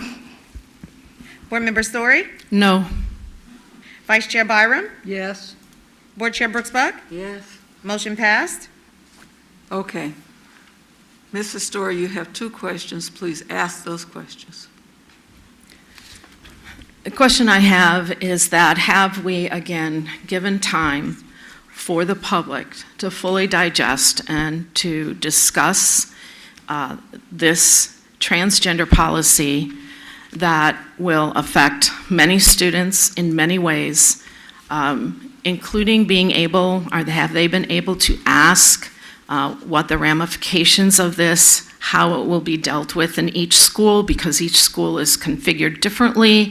Have we given them time to ask questions and give their concerns about the policy in a public way, in a public setting? I don't believe we have. My second question is that we are going beyond what is required, I believe, in terms of the policy.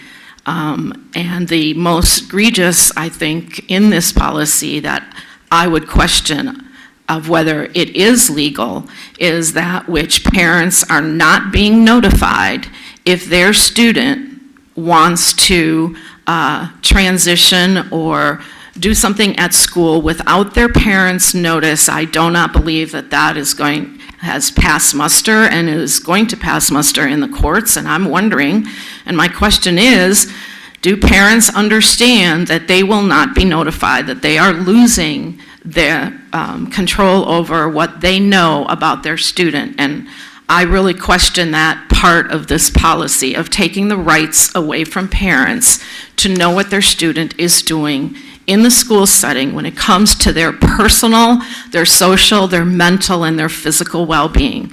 That is a huge question I have, and I strongly disagree with that part of the policy. Madam Chair, Yes. I would like to address Ms. Story's questions and statement. Okay. First of all, Ms. Story, as you know, we actually put transgender guidelines in place in December of 2019, which is the basis for our transgender policy. Second of all, school divisions do not have a choice when it comes to a transgender policy. That is law. That is law. And all school divisions must have a transgender policy in place before their first day of school, which is the reason it was brought to the board today. Second of all, the public, the community, anyone has the opportunity for public comment once it is posted to the agenda from the first reading in the month of July. Because we post our agenda 7 days in advance, anyone who had a concern with that could have come and spoken about transgender guidelines at that date. Because of the order of our agenda, public comment for any agenda items is at the beginning of each meeting. That's a second opportunity for the public to come speak. For your second question, what you are failing to realize is that the rights of the student are primary. The rights of the student are primary. No one is taking away any rights from the parent, but we must preserve the rights of the student. That is why the policy is written the way it is. This is the same discussion that we had in the fall of 2019. We've already had this discussion. Suffolk Public Schools was actually proactive in putting together transgender guidelines, not for fear-mongering, but for protecting students. If you look at suicide rates, if you look at bullying, if you look at anything negatively associated with a transgender student, their percentages are 4 and 5 times more than a normal student. Why wouldn't we want to put something in place to protect those students? We are always going to make decisions that will protect kids first. We have made that clear during my tenure. But I do want to eliminate the perception that the public has no knowledge of this. We've been talking about this since October of 2019.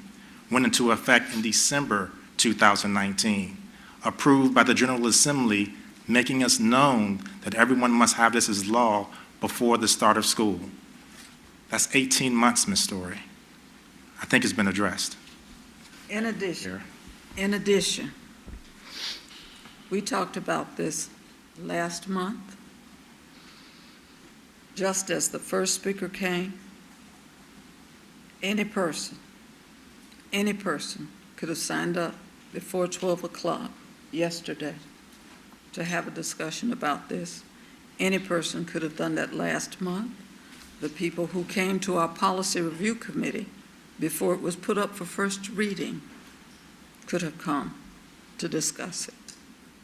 To say that the public had no rights is just a misrepresentation of facts, because they did. But we have to obey the law. Again, would you read your motion, because I'm now confused with regard to this policy. We're going to move on. I'll restate it. Restate your motion. Yes, ma'am. I move that we approve ordinance 21/22-19, an ordinance adding a new section, Chapter 1, Article 6, Section 1, 6.2.2, entitled Definitions, Discrimination, Harassment, and Bullying Prohibited, Student Privacy and Confidentiality Required, Use of name and gender pronouns, legal name and sex at birth required on school records, dress and grooming codes, segregating students prohibited, access to restrooms, locker rooms, and changing facilities, professional development and training, superintendent to develop guidelines, transgender policy of the policies of the Suffolk School Board. I so move. Is there a second? I second the motion. Madam Clerk? Board members, please. Are there questions? We already went through that. Madam Clerk? Board members, please vote. Board Member Jenkins? Yes. Board Member Johnson? Yes. Board Member Mayo? Yes. Board Member Riddick? Yes. Board Member Story? No. Vice Chair Byram? Yes. Board Chair Brooks Buck? Yes. Motion passed. Thank you. Now we have to go back to the resolution that we read, the crisis management plan. We are in new business. Board Member Story, you asked that that be removed from the consent agenda. You had concerns you wanted to address. Board Member, I would like you to read the resolution first, please. would you read the resolution, the crisis management resolution? Madam Clerk. Okay, hold on one moment. You got it?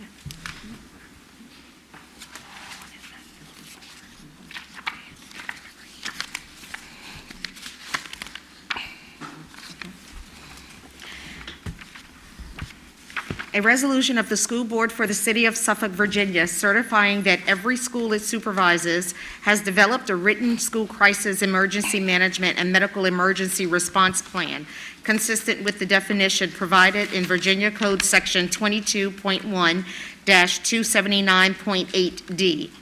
Whereas Virginia Code Section 22.1-279.8D 1950 as amended, requires that each school board ensures that every school that it supervises develops a written school crisis, emergency management, and medical emergency response plan, consistent with the definition provided in the aforementioned code section. And whereas all schools under the supervision of the school board for the city of Suffolk have developed a written school crisis, emergency management, and medical emergency response plan as written by law, and whereas the local school board has the authority to withhold or limit the review of any security plans and specific vulnerability assessment components as provided in subsection 4 of Code 2.2-3705.2 of the Virginia Code 1950 as amended. Be it therefore resolved that the school board of the city of Suffolk, Virginia certifies that every school it supervises has developed a written school crisis emergency management and medical emergency response plan consistent with the definition provided in Virginia Code Section 22.1-279.8D 1950 as amended. And be it further resolved that the school board for the city of Suffolk, Virginia withholds or limits the review of any security plans and specific vulnerability assessment components as provided in subsection 4 of Code 2.2-3705.2 of the Virginia Code 1950 as amended.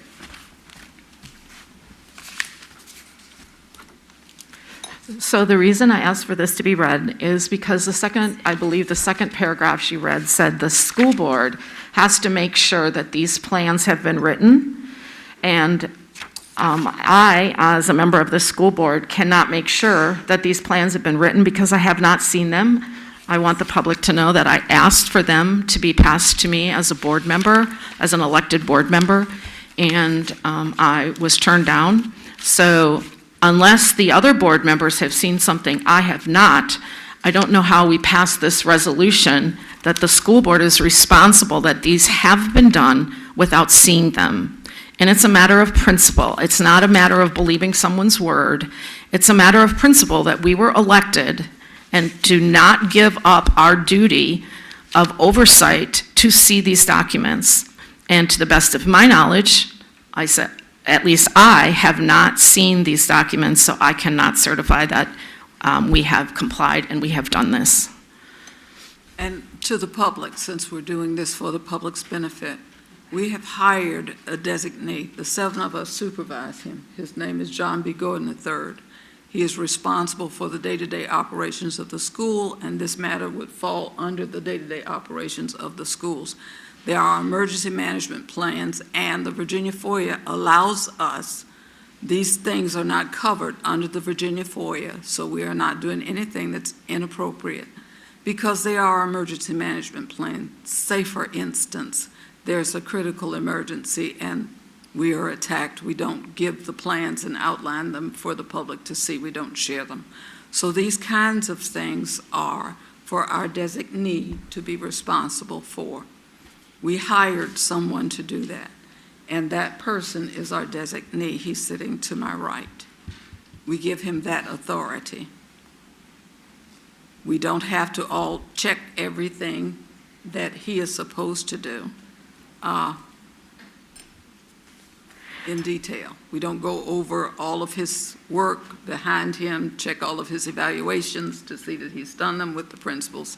There are some things that we do, and that's why we don't get to see them. We do have to believe that he is doing the job that we pay him to do. And so we all don't go through all of his records to see that he's doing it. And that's why we have not seen them, because those things are not to be shared. And we have teams of people who are working together, Dr. Rice, Dr. Gordon. I have faith in them, and I truly believe that they have worked with the police, with the fire department, with all of the officials that they work with to come up with safety plans for our school. I have no reason to doubt that our principals, our directors, and the fire department, the police department, and all those people have not worked on emergency action plans in the event that there's a critical emergency that we have to do something about. Those are not things that we or anybody else goes through. So that is why, and that was your question. I have a second. Are there any I other have a board second, members who have please. questions? You have one more question? Yes, one more. I just want to say I'm glad to hear you publicly clarify that, because I think that is one of the innate things wrong, is that the school board has abdicated its responsibilities given to it by law to one person. And I'm glad you clarified that, Dr. Buck. Thank you. The administrative duties are given to the superintendent. In our retreat, the one that we had company for, the first presenter shared with us what we are supposed to do as a board and what the superintendent and the staff is supposed to do as administrators. That's why we had part of the retreat. That was why the topic was chosen, to share with us what we do and what they do, so that we all aren't trying to do the same thing. And if we stay in our lane and do what it is we do, we can have a much better relationship and a much smoother time. We're to advocate for the schools here, to advocate for the people who work with us, to advocate for our children, to build them up and not try to destroy them. That's what our role is as school board members. At any rate, board members, are we ready to have a motion for this and to vote? Are we ready to vote? We had the motion. We had the second. We need a motion? Okay, we need a motion. Make a motion that we accept Resolution 20/21 on crisis management. Is there a second? Second. There's a second. I'm sorry, that's Resolution 21/22-4. Yes, -4. -4. Okay. Board members, please vote.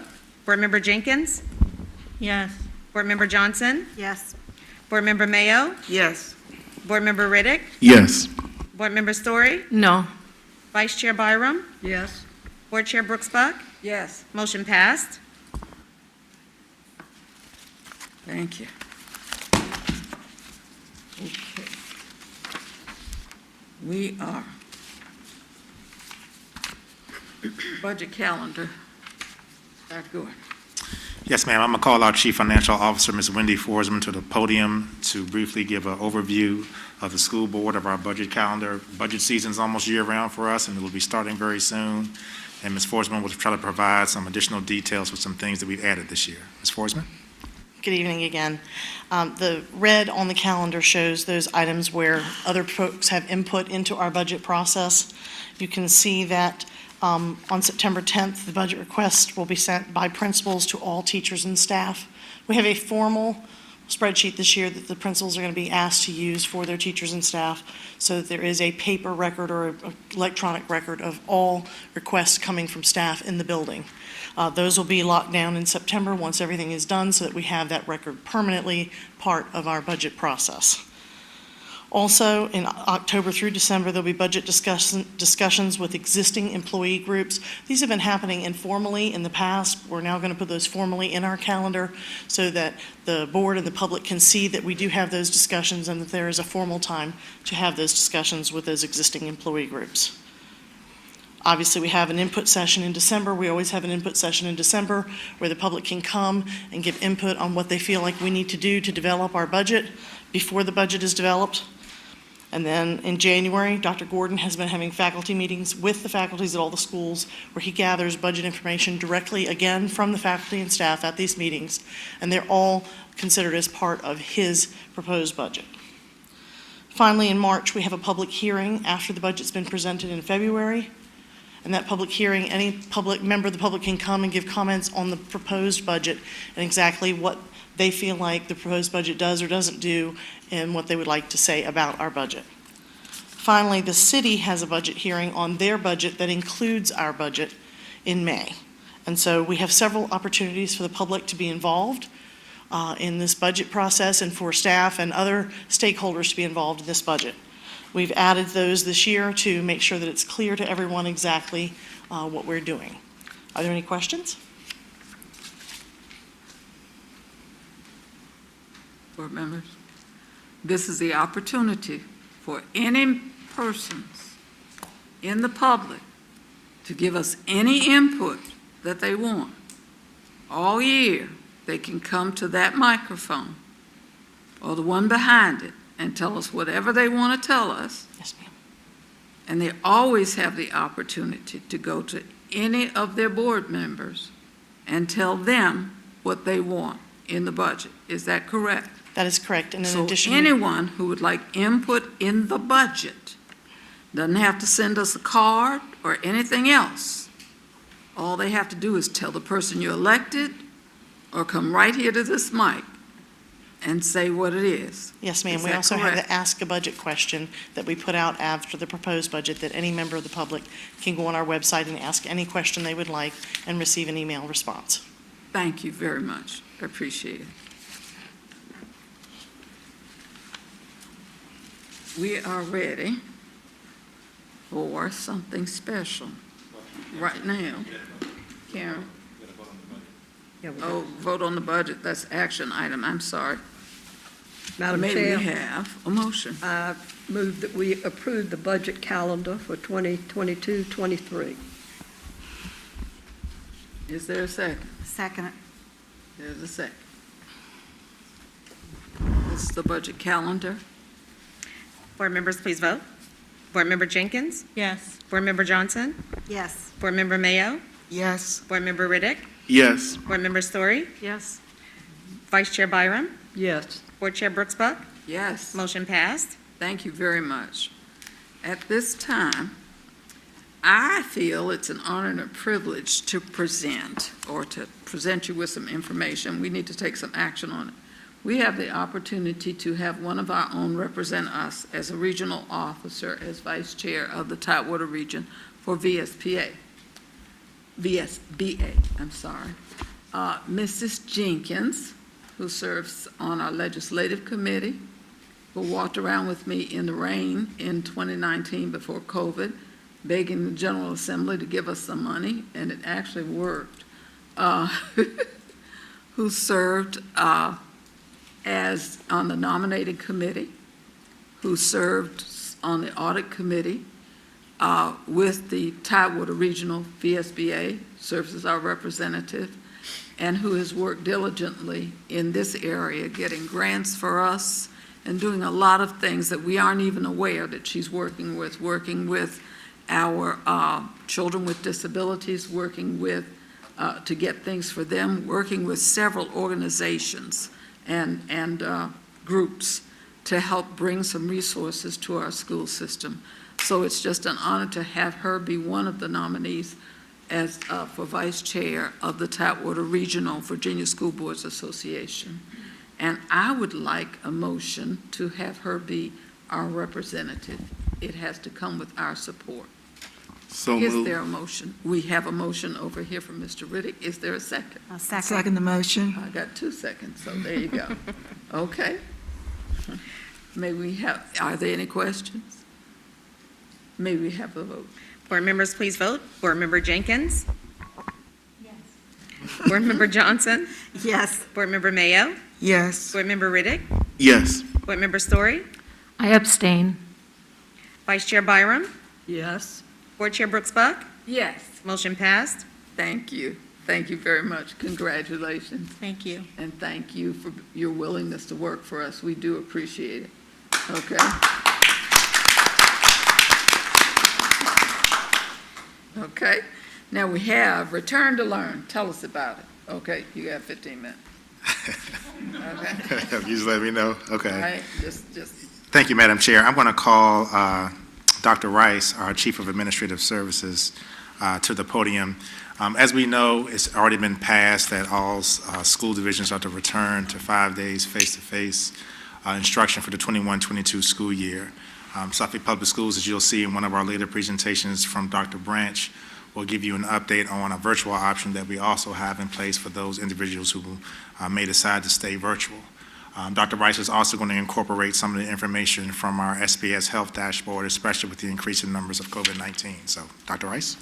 Thank you, Dr. Gordon, Madam Chair, Madam Vice Chair, and other board members. So tonight what I would like to do is bring to you recommendations from our leadership team and then also show you some of the guidance that we used in order to make these recommendations.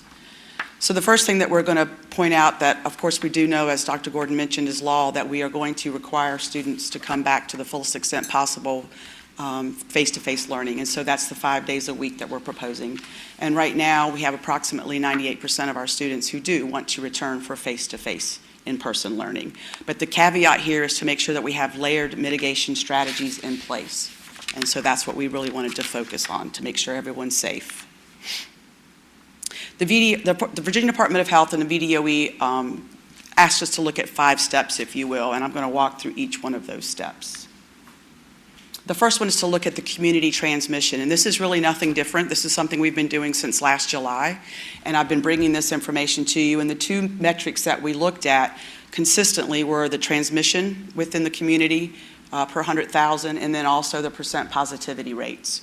I have 2 charts here because in the upper left-hand corner, that represents what we have been looking at all along, those 2 metrics, but there's a slight change as of August 2nd.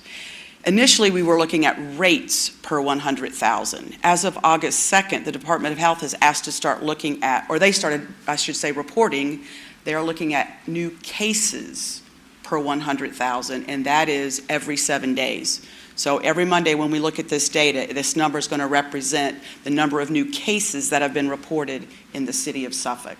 So if I could point your attention to that bottom right chart, then you can see where we have progressed from July 19th up to this past Monday. And it's clear that the numbers are not good at this time. Step 2 is to look at the level of vaccination rates within the community. So again, this is for the city of Suffolk. And although we could go over those bar graphs there, it's easier probably just to look at the bottom. This is representative of this fully vaccinated folks, right? Those that needed 2 doses of a certain shot or those that had to get the 1 dose of the Johnson & Johnson. So under age 18, our school age population, we have a rate of about 10%. That's the number of vaccinated. And the adult population in the city of Suffolk is around 52%, which is pretty average for the Hampton Roads area.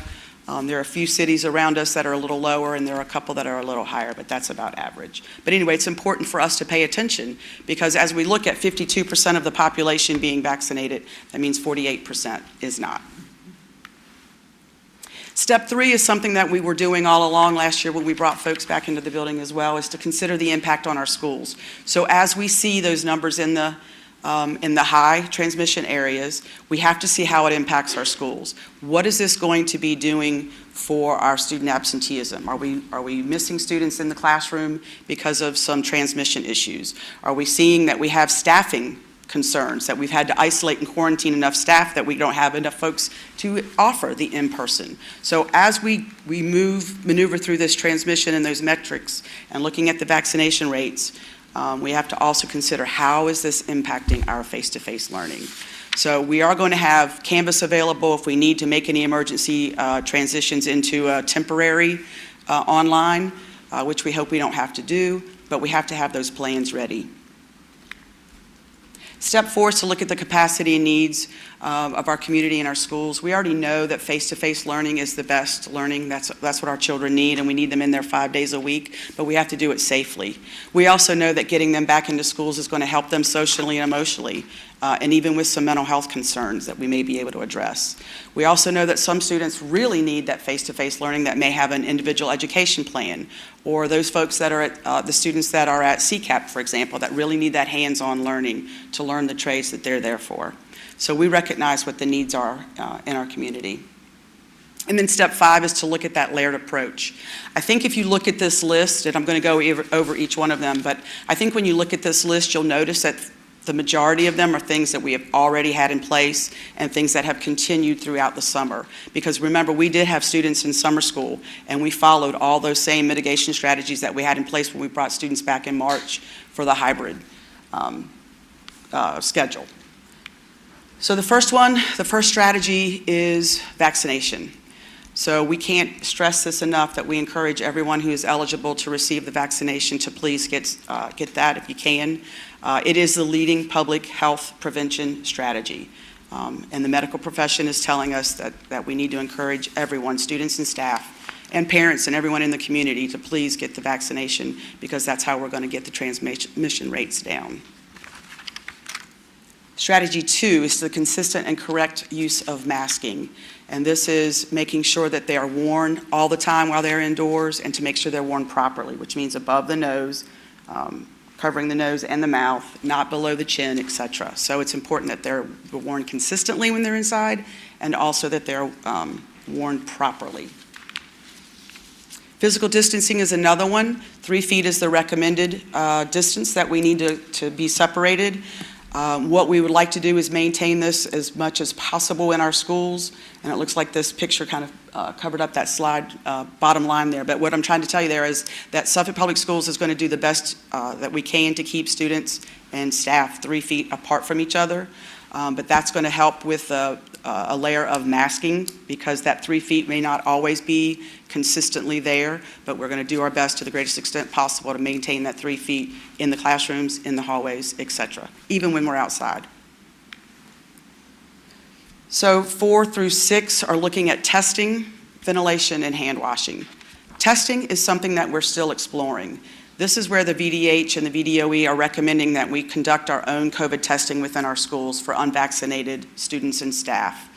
What we're trying to do is partner with another agency or a provider that can bring the staff in, provide the test, conduct the test, take care of the testing materials, secure permission and consent forms whenever we need those, and then get the quick 24-hour turnaround so that we can make quick decisions to help us with mitigation here. So that is in the process of being looked at, again, with VDH and VDOE. Ventilation is something that's ongoing. We haven't changed any of that. We open those outside air, the influx of air into the building to the greatest extent possible so that we didn't bring in too much moisture. That has continued. And then hand washing.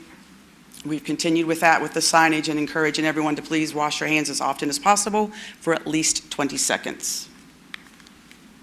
And then 7 through 9, the cleaning and disinfecting. We've continued on with that, of course. That hasn't stopped. That will continue. Staying at home, we're going to encourage all students and staff that, again, if you are feeling any symptoms or you feel ill at all, to please stay home. It's best to be safe and stay away from others so that you don't either get others ill or transmit the COVID-19. And then finally, contact tracing. This is another that has not gone away. This is something that has continued all summer long with Ms. Williford and her nursing staff, and also with Dr. Brown and his HR staff. So contact tracing has been ongoing. So these are our recommendations.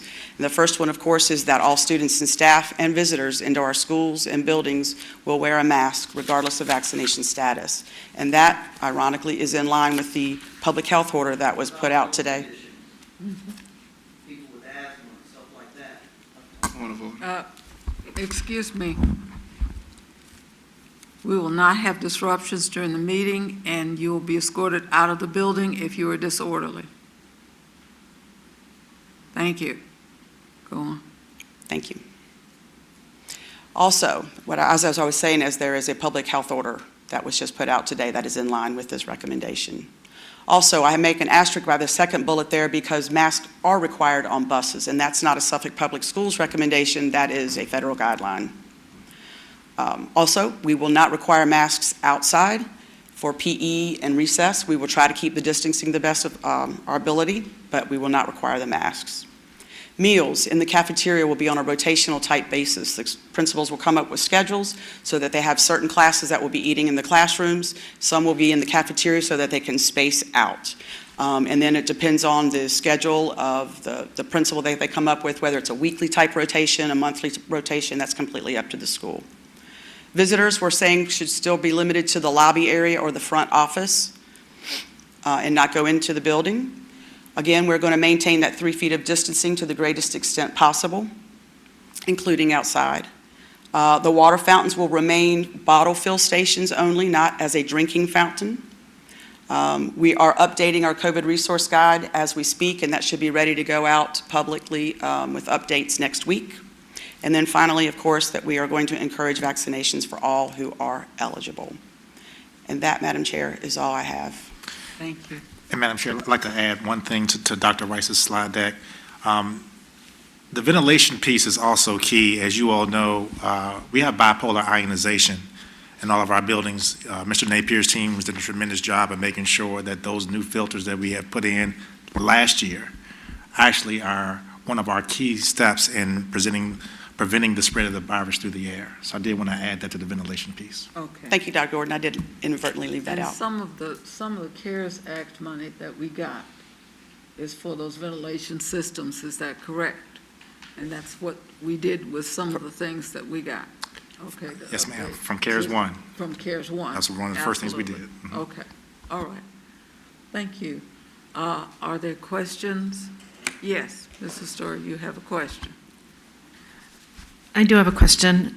About 3 o'clock today, the 6 cities in our Tidewater area said that by October 1st, they were mandating that all city employees be vaccinated. Does that include the school system? So Are you asking us, are you asking Dr. Rice, Dr. Gordon? I'm asking whoever can answer the question. Okay. I'll answer. Go ahead. I'll answer. So that's actually for city employees, and school systems is separate from that. However, in my conversation with Mr. Moore today, one of the things that was also a part of that is also to have weekly testing of city employees. And one of the first questions I asked Mr. Moore, as we are still getting our situation set up for that with the partners that Dr. Rice had mentioned, if we would potentially be able to have some of our employees be a part of that testing.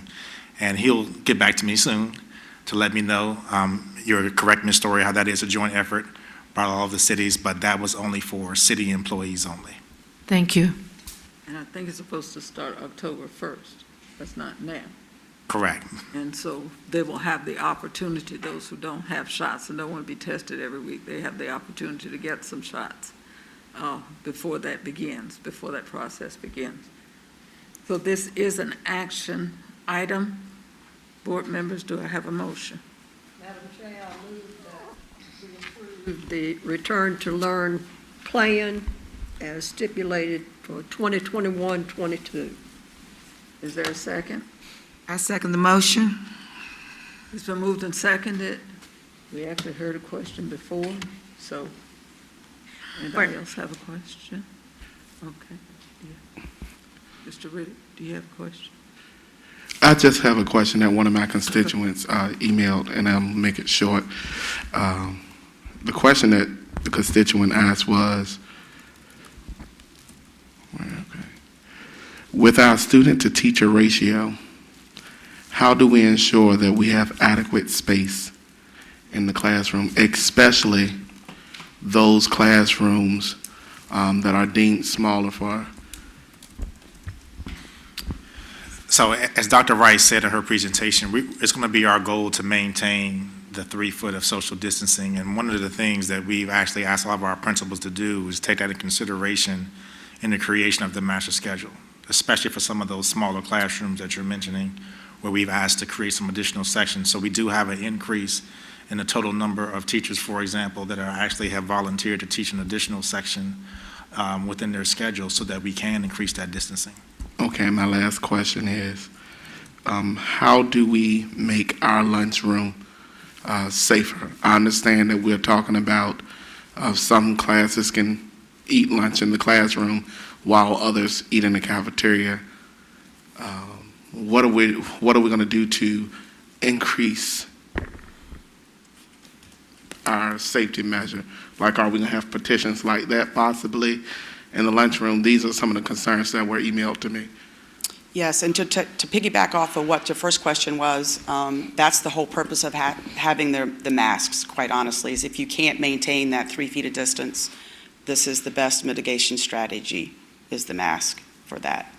And as far as the cafeteria, what we're doing with that rotation schedule is to try to get the spacing in there, so we won't have plastic barriers in there.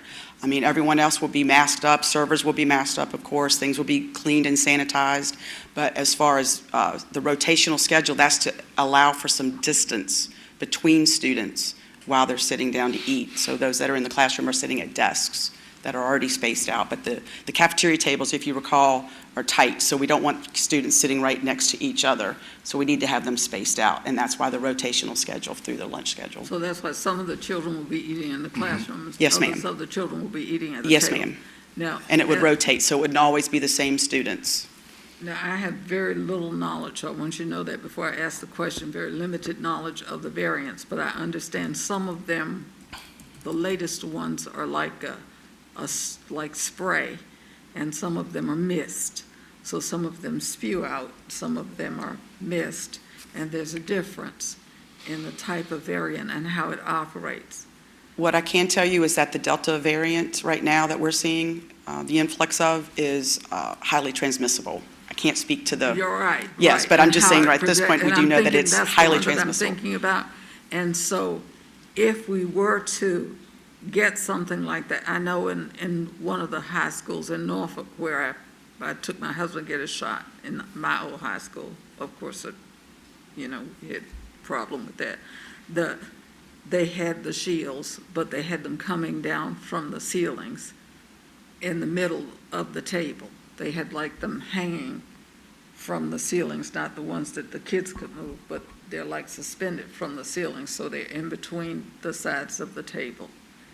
And I don't know if we can get something like that. It may be something you want to look at to see if that's something that we could do as And I the probably children should have emphasized a little more that we are in constant communication with the local health department. And I probably should have mentioned also that Dr. Wagner was supposed to be here this evening, but he couldn't join us because he was prepared to answer some questions. Okay. So as, for example, the new public health order that came out today, now that we have that new information, and also with what the governor said last Monday, I believe it was, now we have more conversation pieces for us to have to see what else can we do, because they've been hand in hand with us this whole time of making plans on what's safe, what is the best practices for us. Right. And parents who change their mind about now, because we had a time limit, but we didn't have Delta when we had the time limit. Now, I've been directing parents to you.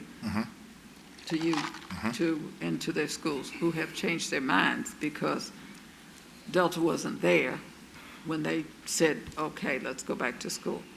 I don't know how many have come back to school, but have we had issues with that?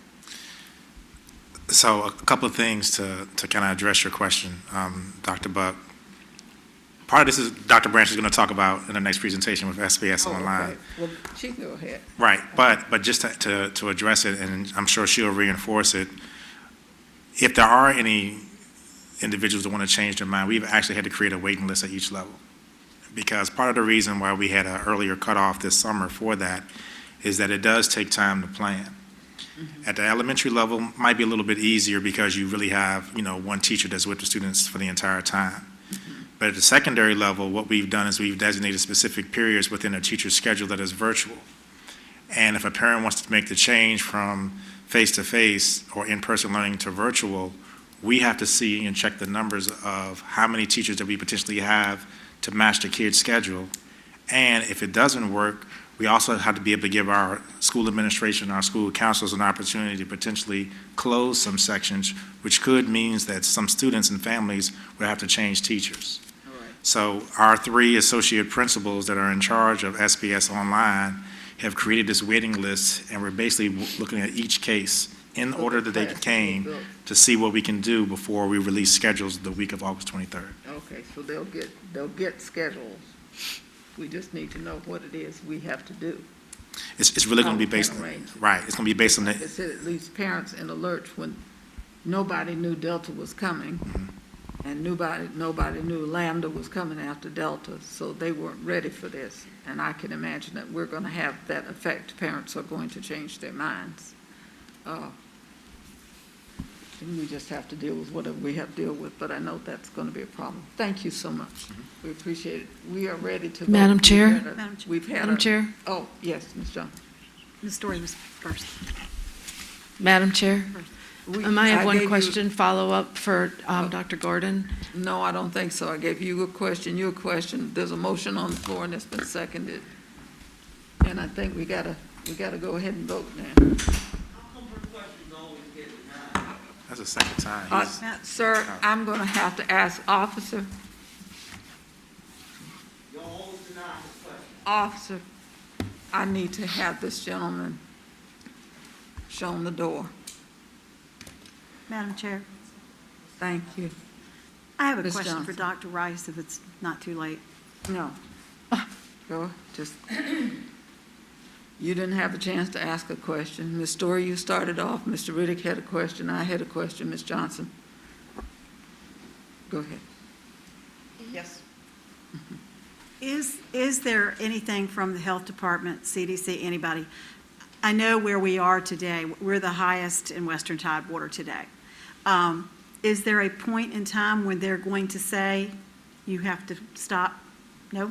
Okay. I don't know if Dr. Gordon knows more Yeah. about that. I think at this point, we don't know yet because, of course, the push was to make sure that we got everybody back into school to the fullest extent possible. Looking at that. None of this was expected. Exactly, but I think there has to be a point where we have to make a decision, looking at that chart that I showed you on how it's impacting the schools with absenteeism, staff capacity.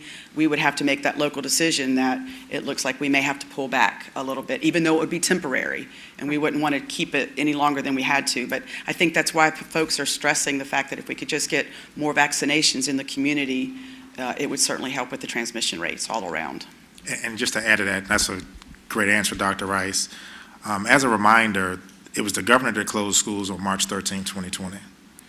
And so from what we've gathered, when we had our emergency meeting today and just some other conversations I've had with Dr. Rice, the Department of Health, and even the DOE, one of the reasons that we have to report all this information is that the Department of Health is then going to determine how many people have had to be quarantined, how many schools have had to be closed, et cetera. They haven't really shared with us, Ms. Johnson, there's going to be a set percentage.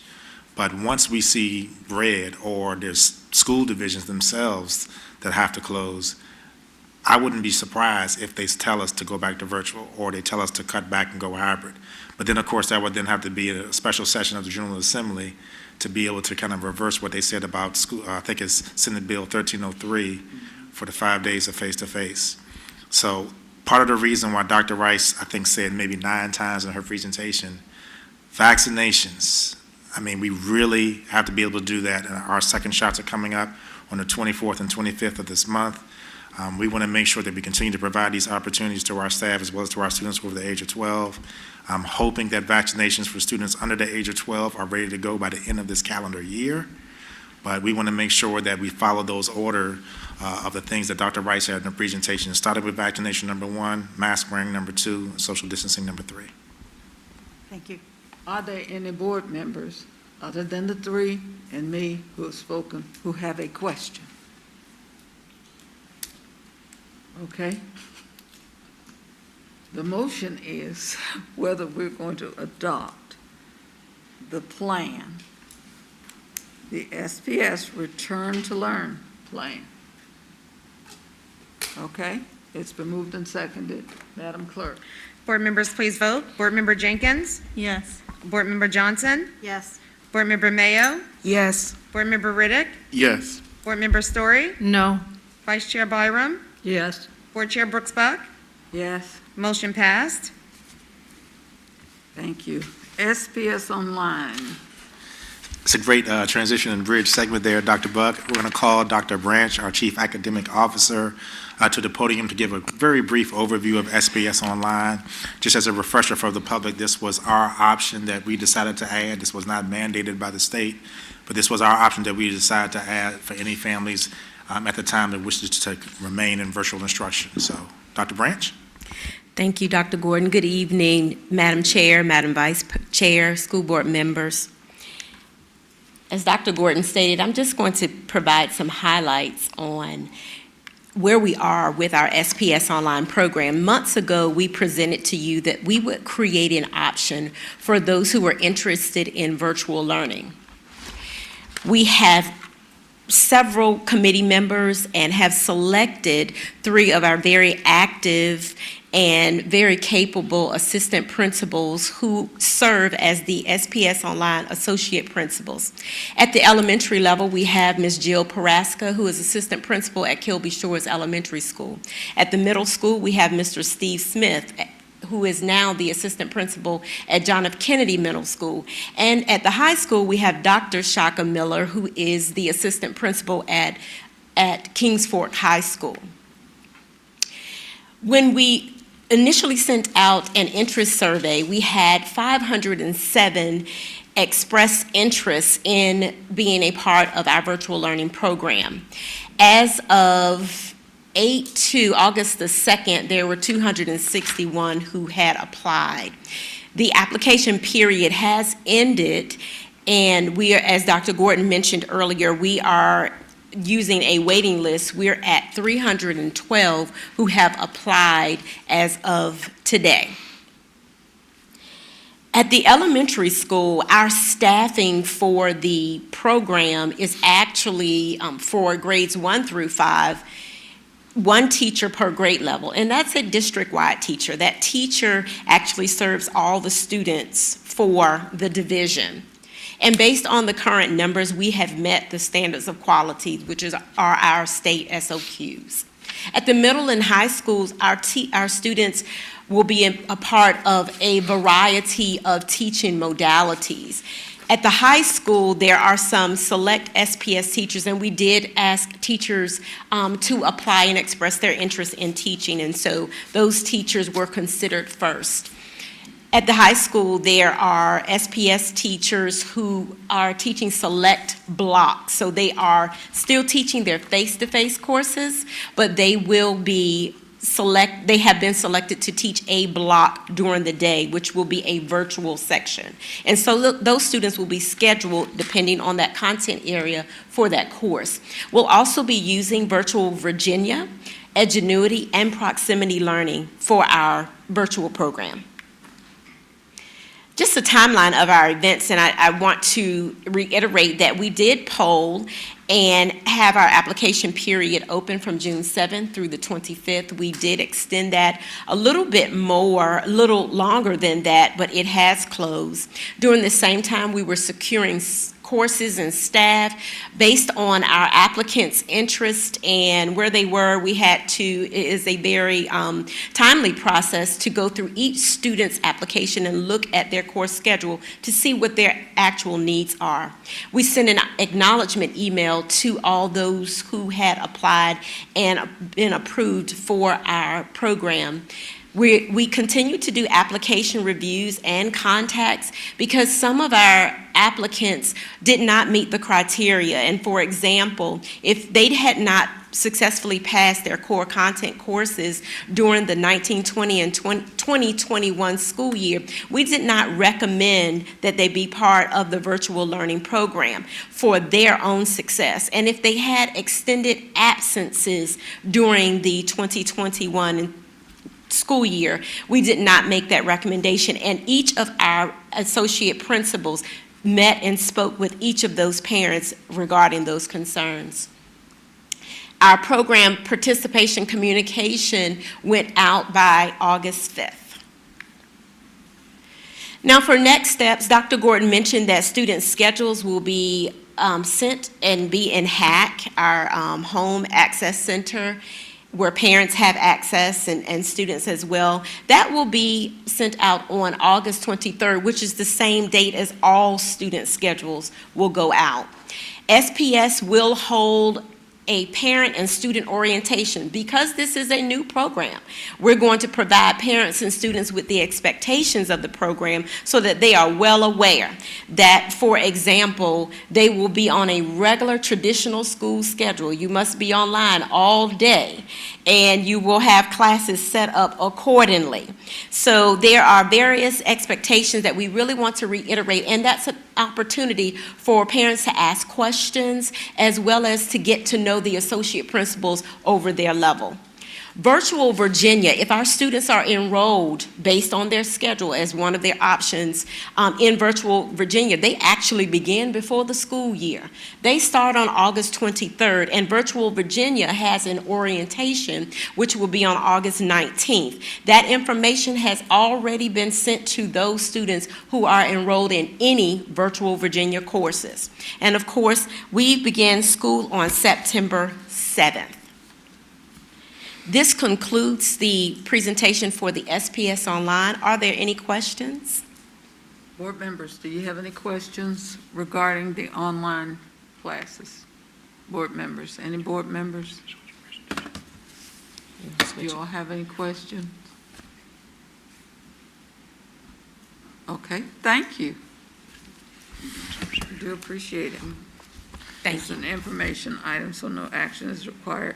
How about our summer series update? So we're going to ask Dr. Branch to remain at the podium. Okay, Dr. Branch, stay right there and tell us about our summer series update. As she's getting set up, I just want to remind the board that we actually expanded our normal summer school model this year, where we had a more tiered approach, including our traditional SOL Academy, our traditional summer school, but we also had the Summer Bridge program as we were looking for ways to be able to get our students prepared for the 21-22 school year. So Dr. Branch is going to provide a quick overview to the board, and as a reminder, this is also an info item. Dr. Branch? All right. As Dr. Gordon mentioned, we did have a tiered approach to our summer programming, and I presented this information to you some months ago. We looked at how our students, how we could best meet all of our students' needs. We had Summer Academy, which provided more intensive support for those who may have failed one or two core content areas or were not doing well in math and reading at the elementary level. More intensive support. We provided Summer Bridge, which was for students who may not have passed anything but wanted to get some advanced instruction and preparation for the next school year. At the K through 8 level, it was a virtual offering, and for 9 through 12, they were actually in the building on a hybrid schedule doing critical thinking and other topics that I'll discuss in just a moment. We had a traditional summer school tier, which was for our students who may have fallen behind in one course. And then we created SPS Explore for families and students to go and explore the highlights of the city of Suffolk. Our content supervisors created activities, learning activities in all content areas for families to have their own SPS in Suffolk adventures.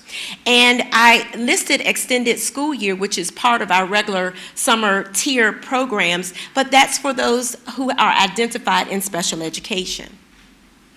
Our administrators are listed. For the elementary, we had 3 sites. The elementary administrator for Florence Bowles is Mr.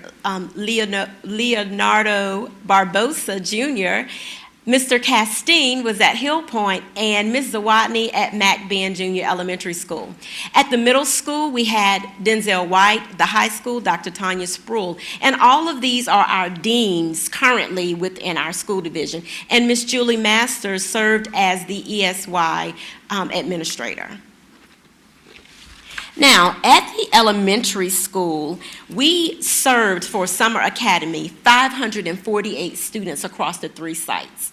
At the middle school, 119, and at the high school, 43.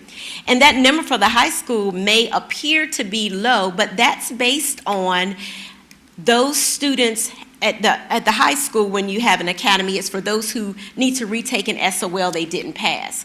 Well, SOL scores were decreased this year, and many of our students passed, and so only 43 of them needed to attend or attended our summer academy. For summer school, we had 452 middle school students, 820 high school. We served a total of over 1,900, almost 1,990 students physically in the buildings for summer series. This does not include the 120 students who also took online courses outside of SPS. For Summer Academy, which was for our students who had failed multiple courses at the middle school level, they came into the buildings. They were not on a hybrid schedule. They attended a 4-week program, 4 days a week. We were able to provide for them a STEM and CTE focus for enrichment, which helped to break up their day. I am proud to announce that our students, 119 of them, were exposed to those 4 areas: cyber forensics, biomedical engineering, green science, and computer science and coding. And weekly, they were provided enrichment activities with kits and hands-on activities as a part of their instruction. One of the highlights with this program, the Summer Academy Enrichment, is that it was led by one of Suffolk Public Schools' own alumni, who is the president of Cyber Green Group, Mr. Melvin Stallings Jr. Melvin is a graduate of the first class of Nansemond River High School. He has this STEM program based out of Maryland, and they led and facilitated virtual sessions with our students over the 4 weeks. For our summer bridge, again, that was for K through 8. It was voluntary. It was to advance students and prepare them for the next school year. We were able to have 117 students participate virtually in grades K through 8. And at the high school level, we had 11 students. Those students who were in K through 8, and I know it's very difficult to see that activity up top, they were given critical thinking activities based on skills and content levels within their grade level, and they just progressed throughout the weeks. And it was really a storyboard where they were able to choose activities within their grade level, and it was within all content areas. For SPS Explore, we had activities created by our content supervisors where our students and families were encouraged to go out to like Lake Mead Park, Constance Wharf, many different places within Suffolk to learn history, to be exposed to culture, to learn about, to use their skills. They even had an activity at certain grade levels going out to the farmer's market, where they used for kindergarten and first grade, the activity was to count syllables of the fruits and vegetables, like cucumber. And they would record that and then upload the information and pictures into our Canvas site. They were eligible to earn prizes. Next month, I will be able to introduce you to a couple of our students who actually participated and provided us with great feedback on the program. Our extended school year, which is for select students who have special disabilities, we served 60 students in ESY, as well as provided support to 72 students within our summer school elementary program. Summer graduation, which many of you attended, was phenomenal. We had a 97% graduation rate with 73 of our 75 students graduating. We are very proud of that, and the breakdown of numbers per school is listed.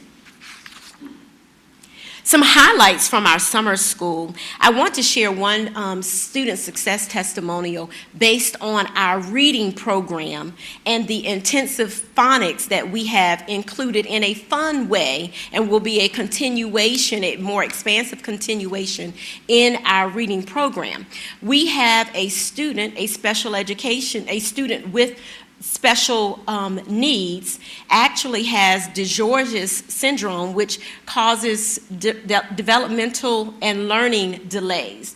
This student came to our program in Ms. Jill Gwaltney's first grade class at Hill Point Elementary School, and her pre-assessment identified that she could only pick out one word of the sight words, and only received credit for one word in reading out of 25 when they did the reading pre-assessment. After a few weeks in the program, and our summer series was 5 weeks, her father called the school and asked what we were doing. What was told to the father was, he said, "My daughter is reading, and according to doctors and other teachers, she would never be able to read. She's reading everything, including my text messages." And he said, "What are you all doing?" And Ms. Gwaltney, who is a phenomenal teacher, said, "It's the intensive phonics instruction that we have expanded upon and started with elementary." This student's only words, according to her father, were Burger King and Wawa. That's what she identified with. And now she's able to read books, has read all his text messages, he said, and she's reading signs and read aloud books. We've had her previous special education teacher come in and observe and record this, saying this is a miracle. So 10 days in summer school made a difference in this child's life. And not only her, but many of our other students. Our teacher, that is phenomenal. Our teacher engagement and high quality instruction was also a highlight for our summer series. The STEM enrichment activities, we didn't only have just a lesson. We had hands-on lessons. Thank you to Anthony Hines, Caitlin Leitner, Mr. Andre Skinner, who put together all of these STEM enrichment activities, and we ordered all things. Our students had hands-on work. They weren't, and if you follow us on social media like Twitter, you saw them making a Band-Aid and making kits, things out of their kits. So it was a very engaging time. Virtual field trips. Our ESY students went to San Diego on many days and learned about animals and animal habitats. They also had shaving cream sight words and word spelling, so they were able to expand their sight word abilities in a fun way. Highlights to our Transportation and Food Services Department, who served us the entire program and extended programs the entire summer, and our community partnerships, which I'll close with this. We were very blessed this summer to have a lot of great partners believe in our programming, believe in our students, and want to contribute this year.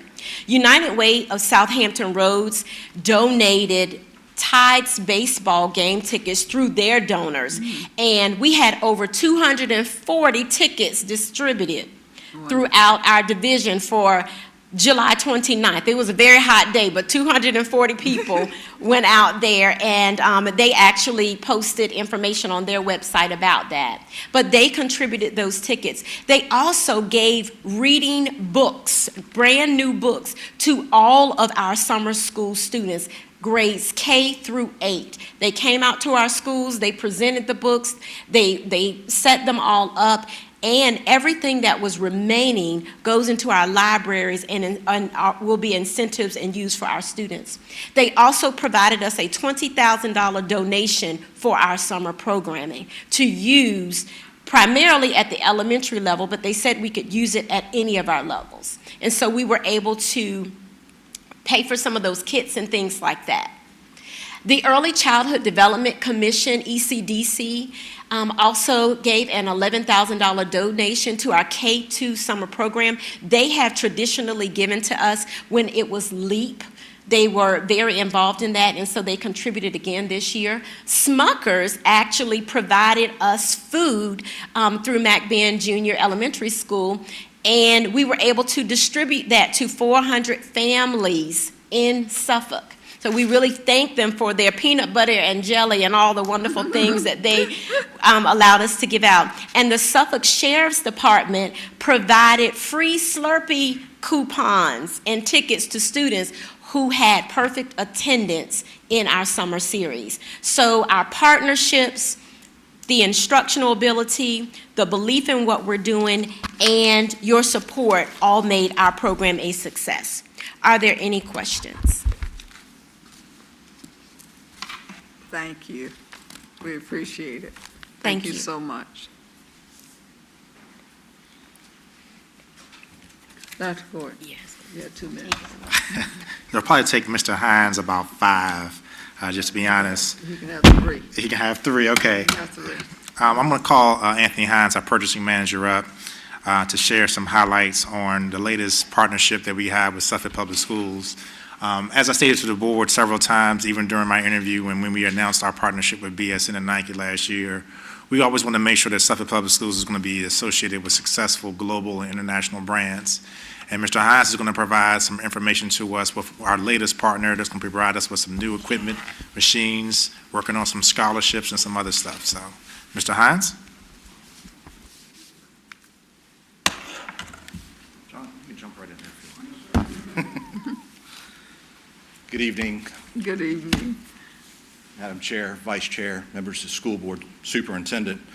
I will try to make this as brief as possible. I think I heard 3 minutes, so I will try my best to hit that number there. So just kind of give you the genesis of where we started with this. We did issue a request for proposals June 17th. The purchasing department did receive a total of 4 proposals with a closing date of July the 6th. We did actually negotiated with all 4 of the proposals to see if we got the best deal possible. And the committee did actually recommend a dual award to be able to offer the best pricing and terms for our school system. So in first evaluation, this is, we're going to continue our process and partnership with Cardinal Canteen. It is a decade-long agreement that we have had actually in concert with the city. And we are going to be getting brand new machines with credit card features to allow the teachers and anybody else that would like to participate in that to be able to make it a little bit more convenient, to improve sales. And this partner actually stepped up and did do an increase of the commissions that our schools will ultimately receive as part of this fundraiser that's happening at the schools. Very quickly here, Pepsi is going to be the provided rate provider here as part of this. They will also provide a reduced rate opportunity for any booster club and concession stands that would like to use the Pepsi partnership. Pepsi will also allow all the schools to make that bulk order, PTAs, et cetera, to take advantage of that bulk pricing. Also, each and every individual concession stand will be eligible for a free coolers, the stand-up coolers that you see. No additional cost to any of the schools that would like to participate in that. Also, they will be willing to brand all these as well if we are interested in that. Just a quick reminder, if anybody doesn't know this already, Pepsi is actually the official partner of the VHSL and has been since 2015, so there's some synergy there. It's a pretty exciting time here because we're actually adding yet another global partner to Suffolk Public Schools. Joins BSN Nike and Herff Jones as another partner in this. Pepsi and Cardinal Canteen both are very interested in continuing the partnership and to reach out in ways and to help us with our various initiatives as a school system as well. I think I hit my 3-minute mark. I will entertain any questions you may have. You did well. Thank you, Mr. Hines. Are there questions from board members? Are there questions from board members? I just want to say thank you so much. Thank you. We appreciate you and the work that you do. You're certainly welcome. Thank you, ma'am. Thank you. We have at this time public speakers on non-agenda items. Madam Clerk.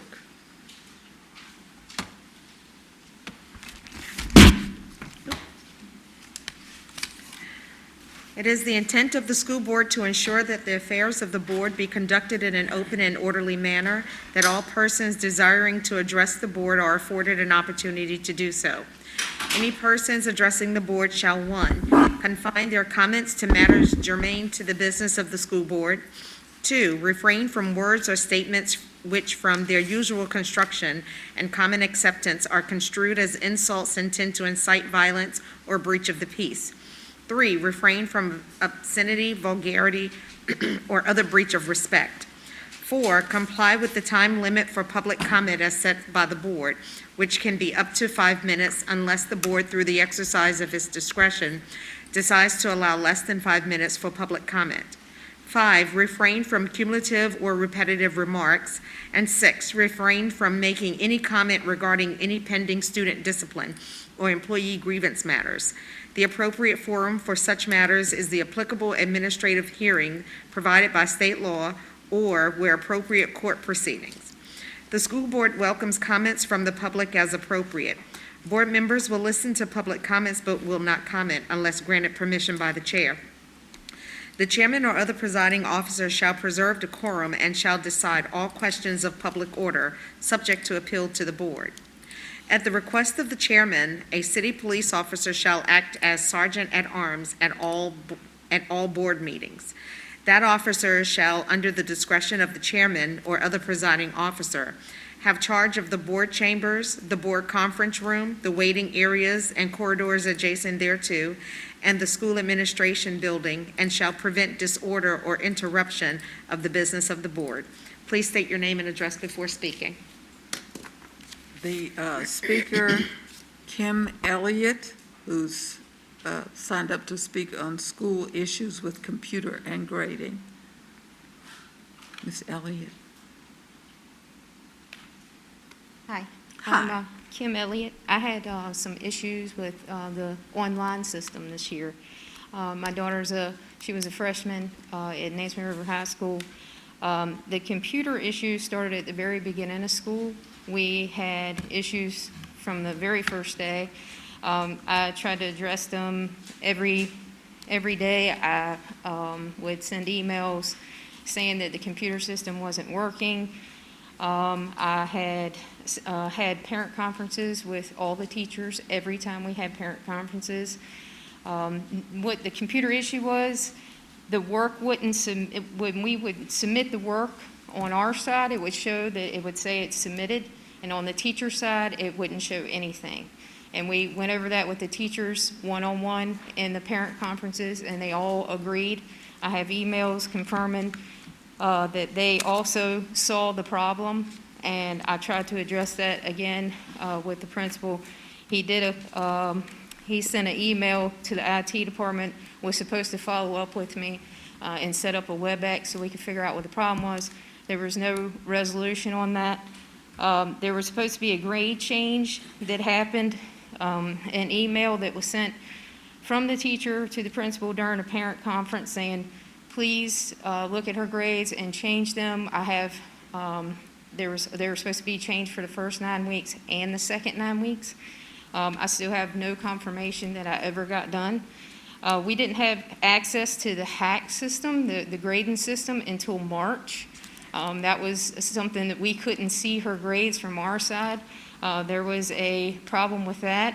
We finally got resolution with that in March. The grades at the end of the year showed that she had all passing grades in hack. I took a screenshot of that and sent it into the principal and to the guidance counselor. But when we received the report card in the mail, it had totally different grades on it. Didn't match up at all. So I called the guidance counselor because I couldn't get up with the principal. Nobody emailed me, called me back. The guidance counselor added up the grades when I was on the phone with him and said that the grades did not match, that there was a grade discrepancy, and that he didn't understand why he could add up the grades and get a totally different letter grade than what came in on the mail, on the report card. At no point did I ever get any communication from a teacher saying she had a failing grade. There was nothing sent out, no email, no phone call, no type of notification about any failing grade or any notification that she needed summer school. I got nothing because all those grades in there in that hack system showed passing grades. So we were on the assumption that she passed everything, but when we got the report card, it said something totally different. As I've been called around several times to different places, the school system, some of the people I have talked to have said very degrading things about my child, which is very upsetting. They would say, maybe she changed her grades. And then they would say, she didn't do the work. I actually called down to the IT department, and one of the ladies down there said to me, let me give you some parenting advice. So you can only imagine being a parent, trying to figure this out and help your child. These are the people that you're supposed to trust your child with, and they talk to you like that, and they degrade your child. That is ridiculous. They don't even know my child. My child is the one that sent the mayor a letter to get a stoplight at the fire department to protect those guys from getting hurt when they pull out of the fire station to go on a call. That's the kind of kid my child is. And she doesn't deserve to be treated like that or talked to like that or talked about like that. And the superintendent never called me back. I've sent him an email, 5 phone call messages, and went to visit him last week. Too busy to see me. Multiple kids having the same exact issue, and nobody's doing anything to resolve it. Every Thursday of every week, because it was such an issue with my kid. I'm sorry, your time has expired. Oh, just a second, please. Every Thursday, I would send the teachers an email and say, here's what shows on our side. Can you confirm that you've received all of her information on that side? And send us any information. Ms. Elliott, I'm going to have to stop you there. Your time has expired. This is very concerning. I have to have this resolved so I can register her for school. I'm pulling her out of Suffolk Public School System. Ms. Elliott, let me just finish saying what I was going to say. You said she's a student at which high school? Nansemond River. Nansemond River. Who is your representative? Am I your representative? No. It's Ms. Johnson? No, Ms. Johnson, fill in. Okay, if Ms. Johnson is your representative, yes. You can still talk to your representative, so it's not that we're cutting your conversation, you just have a limited time to talk to the whole board here. But that doesn't mean that nobody's listening to what you have to say. You can still talk to your representative, you just have a 5-minute limit I emailed her, she never here. emailed me back. What am I supposed to do? She's right here, and I'm right here, and Mrs. Jenkins is right here. All 3 of us have students at Nansemond River. All 3 of us have Nansemond River as our high school. We're that area. So we're right here. So if you want to wait, I will listen to your concerns, but you cannot air them right here at the podium right now. There's a limit on speakers, okay? So if you want to wait, you can talk to me after this is over, okay? It's amazing how this has been given the runaround from the day of school starting. I will I feel talk- like I'm doing that now as well. Well, I'm not giving you the runaround, ma'am. I just told you you can't stand here and air your grievance. You have a limit on the time you can speak, but if you wait, I'll talk to you.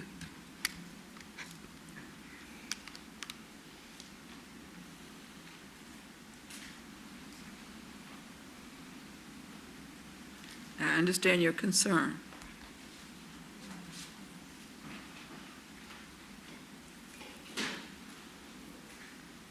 The next section is business by board members. Business by board members. At this time, Mrs. Johnson, Board Member Johnson, would you like to start? No, I'd just like to say that I think we accomplished a lot tonight in spite of a very difficult meeting. I do want to say to everyone, teachers, staff, Dr. Gordon, everyone, thank you for putting this plan together. I want to say to all the students and teachers and parents, and I truly hope that this is a successful, good year. I truly hope we can keep students safe and in classrooms where they need to be learning.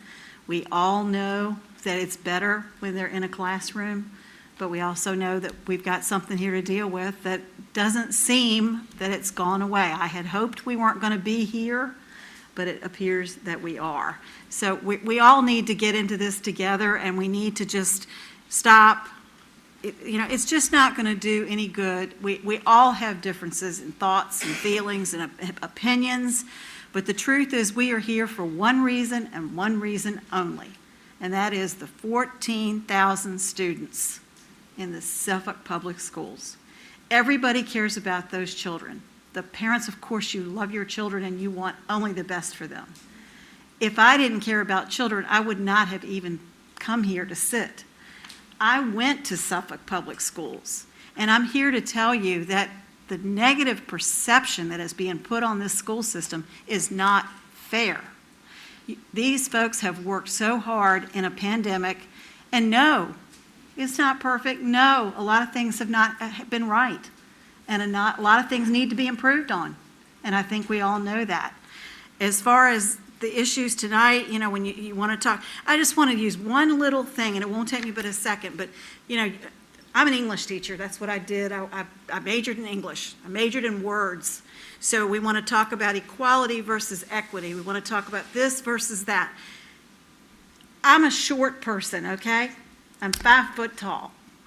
I ended up being dismal in anything to do with athletics because I was probably 6 to 8 inches shorter than anybody else.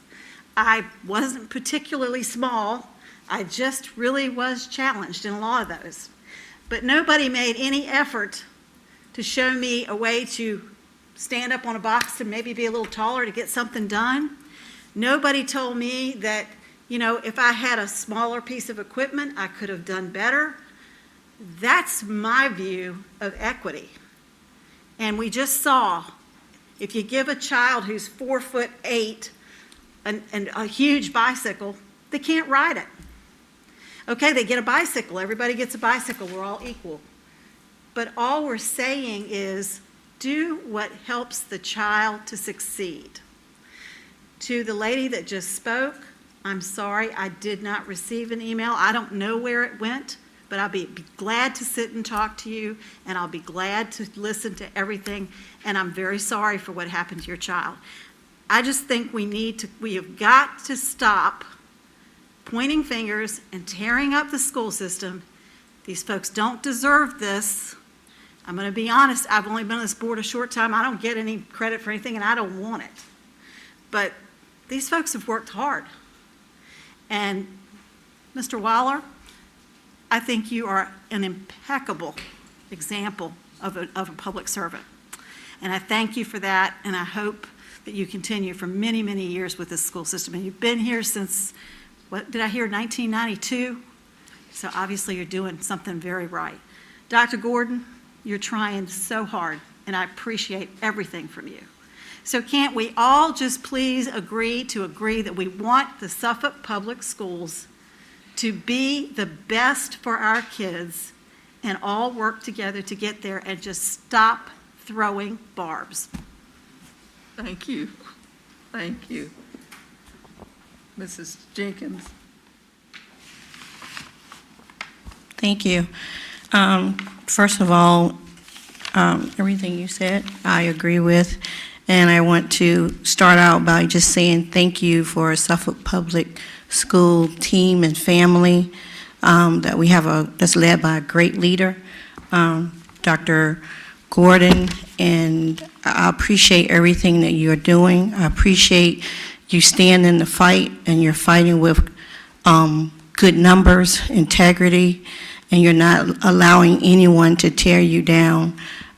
You know that you're doing the best that you can, and when you are confident in what you're doing, when you have comments that come at you that you know is not true, it just makes you stronger to prove that we're doing the right thing. Mr. Waller, I wholeheartedly agree. I appreciate everything that you're doing, and you're representing us. And I said probably in the last 3 years, you may have faced things you haven't faced in your whole time being the school board attorney, but you're handling it well, and I appreciate it.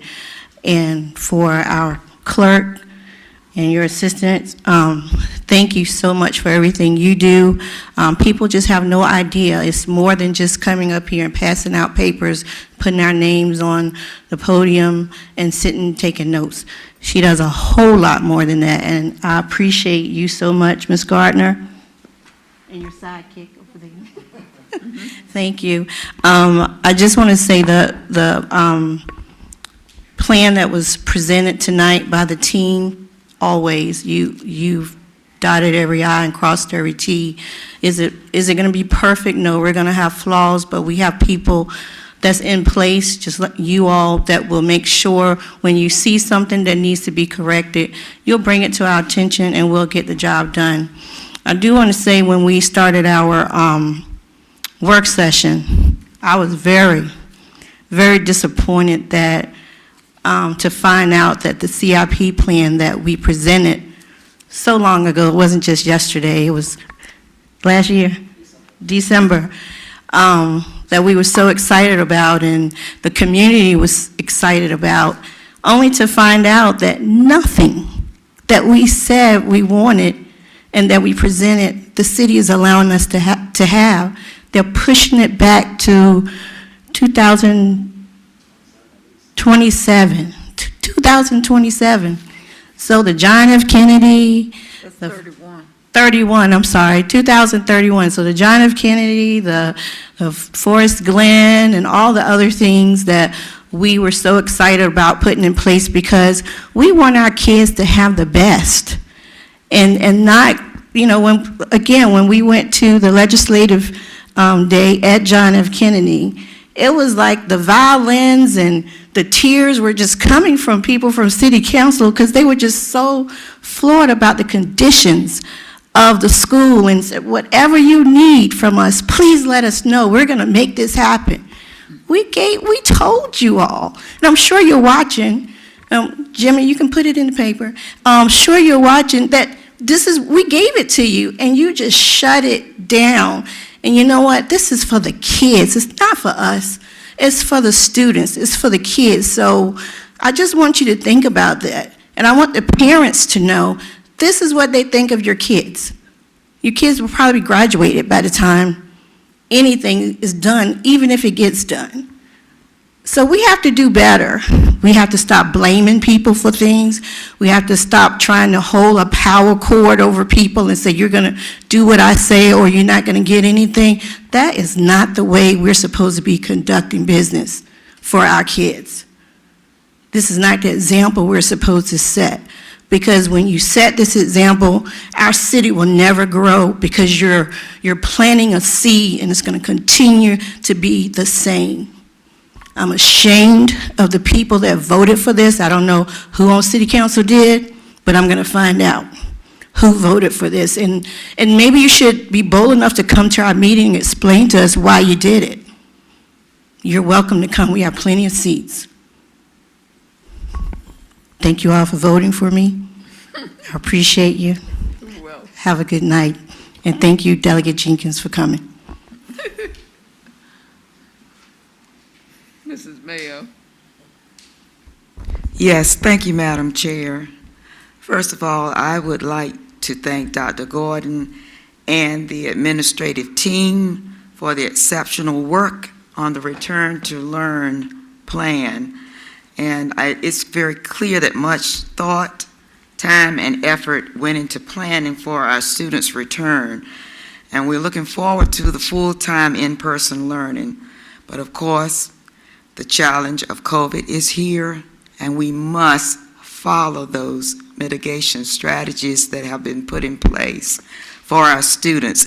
And of course, academics are most important because that's number one, but the safety and well-being of our students are also important. So we need to keep that in mind. So it has to be an effort from everybody working together to ensure that our students are safe and they are learning in an environment which they can enjoy and work together. I also was very impressed with the summer program, with the successful summer series. It appears that the sessions were most interesting for our students, and the activities were very stimulating. The type of activities that would help them to grow, learn and grow with the critical thinking skills and all of those wonderful things that we want our children to learn. So we thank you for that. In addition, I also am concerned, yes, about our capital improvement plan as well. And we had a very stimulating discussion during our work session. And it is very clear that many of our buildings are outdated, are old, need replacement, and we really do need the support of all so that we can improve our facilities. Learning is important, but we have to have the kind of facilities in which our students can have the technology and all of those things which are very, very important in regard to learning. I just want to thank everyone again. We are looking forward to the 2021-2022 school year as we focus on our students' education, their safety, and their well-being. Thank you, Madam Chair. Thank you. Board Member Story. I wish everyone a good evening tonight.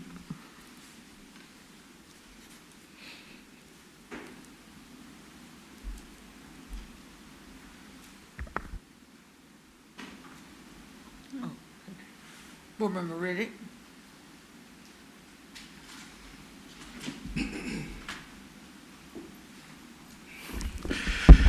Okay, I'm going to make my bullet points short and sweet. First and foremost, I want to say congratulations to all of our summer school graduates. Thank you for not giving up. Thank you for hanging in there. Thank you for holding on to that hope that you needed to move forward to reach your task. I commend you. It is an honorable thing to have completed summer school. I want to say thank you to our food and nutrition and our transportation department. You all was recognized on Wavy News 10 for the outstanding work you all have done collaboratively during the midst of this pandemic, making sure our 14,000 students had access to food. Thank you, thank you, thank you, thank you. Also, I have a list of concerns I would like to mention. I'm concerned with the safety of our meetings. And I would like for our superintendent and chair to explore the option of us moving our meetings to one of our schools. I'm watching people's behavior And I'm noticing that it's gradually getting worse and worse. And safety is our #1 priority. You can't learn in an unsafe environment. And you can't do what's in the best interest of taxpayers and citizens in an unsafe environment. So I would like for that to be done, for us to explore that option.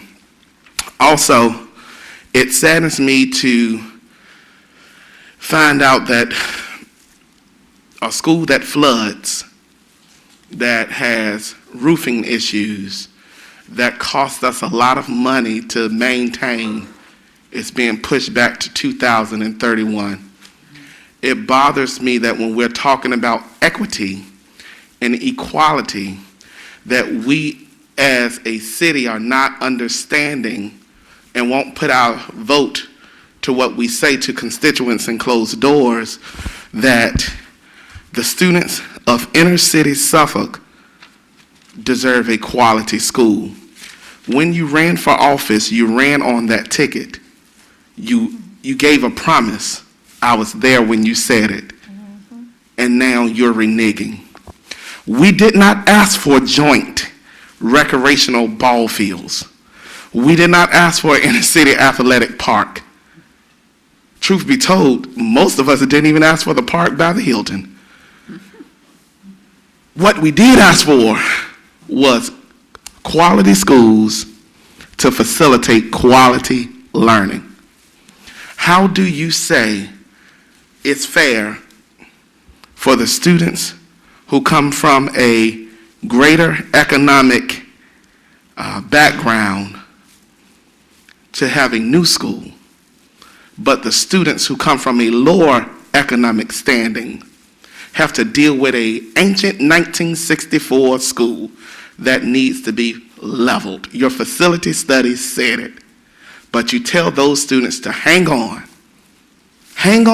to 2031. Okay, that baffles me. We didn't meet that need, but then you recommend that we have a new elementary school in downtown that would cost taxpayers $32.5 million. The facility study did not recommend. You recommend that we build a new high school for $59.36 million. I mean,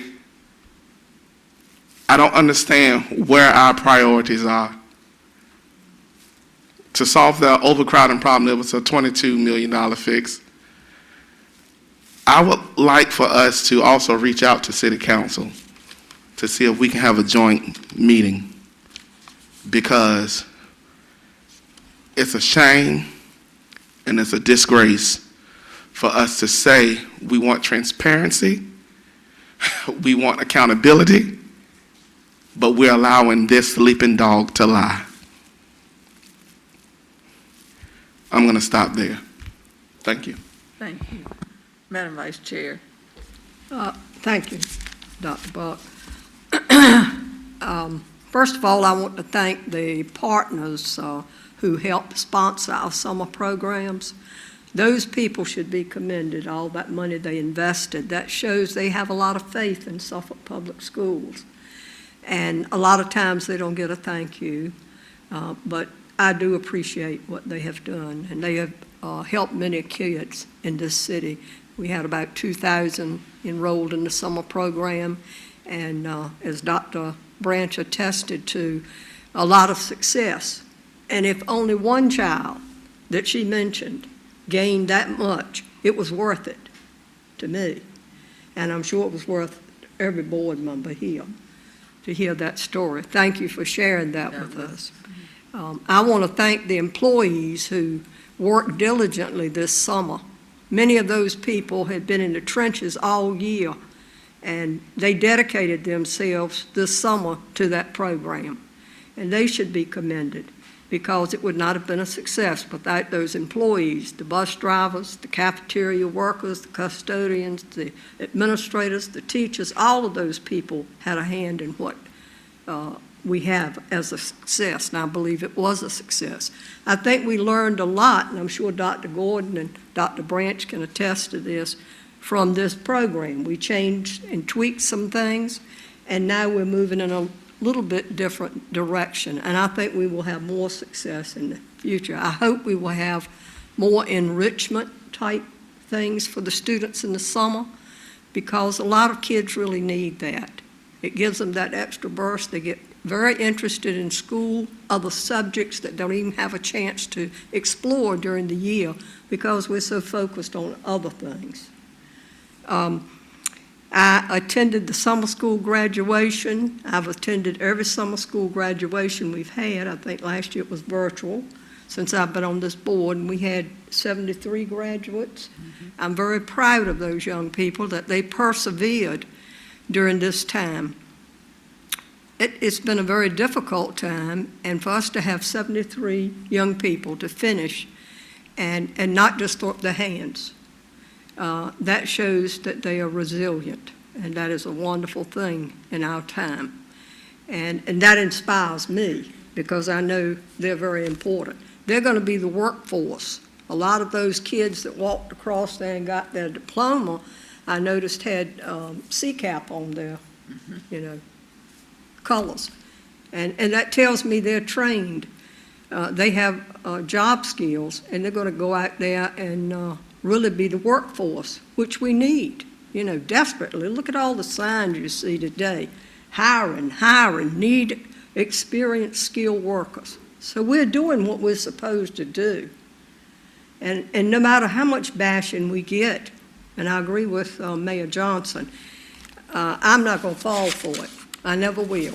I'm an educator, born and bred, and that's the way I'll be, and I'll die that way. I also want to reflect on another thing. There's some things that concern me. We are a very prosperous city. I think former Mayor Johnson can attest to this. She worked over 20 years with the City Council to get us to the position that I thought we were going in the right direction. We made so much progress. We worked with the mayor, the city manager, and we worked diligently while I've been on this board to get 3 new schools built. And I thought we had finally, reconciled that was the plan.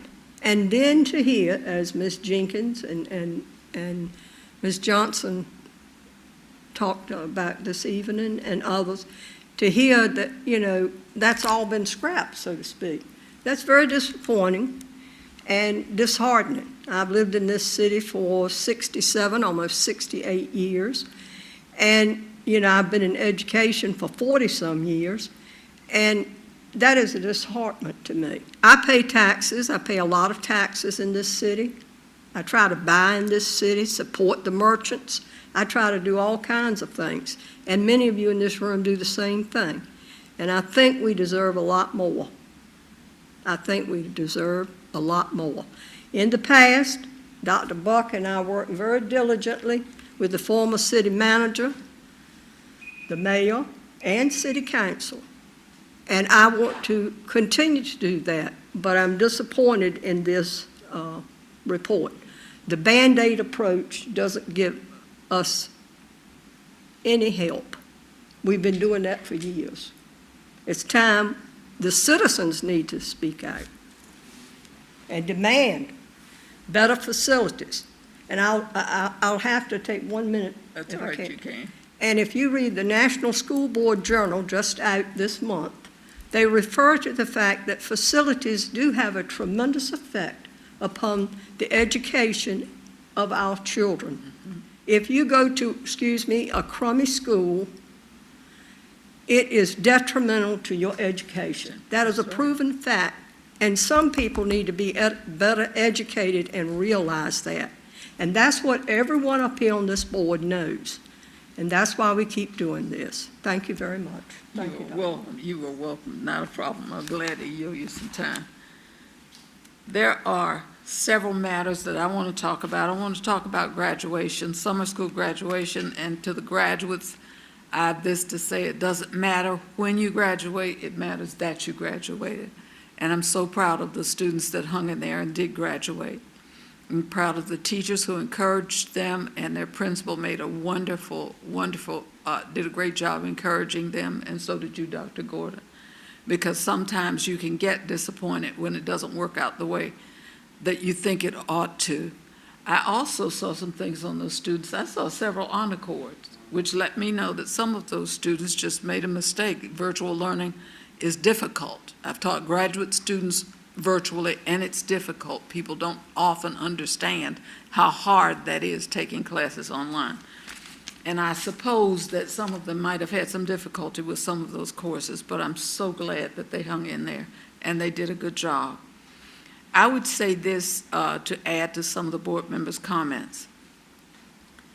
While I have been a proponent since I've been on this board for New John F. Kennedy, all three of our middle schools are a problem.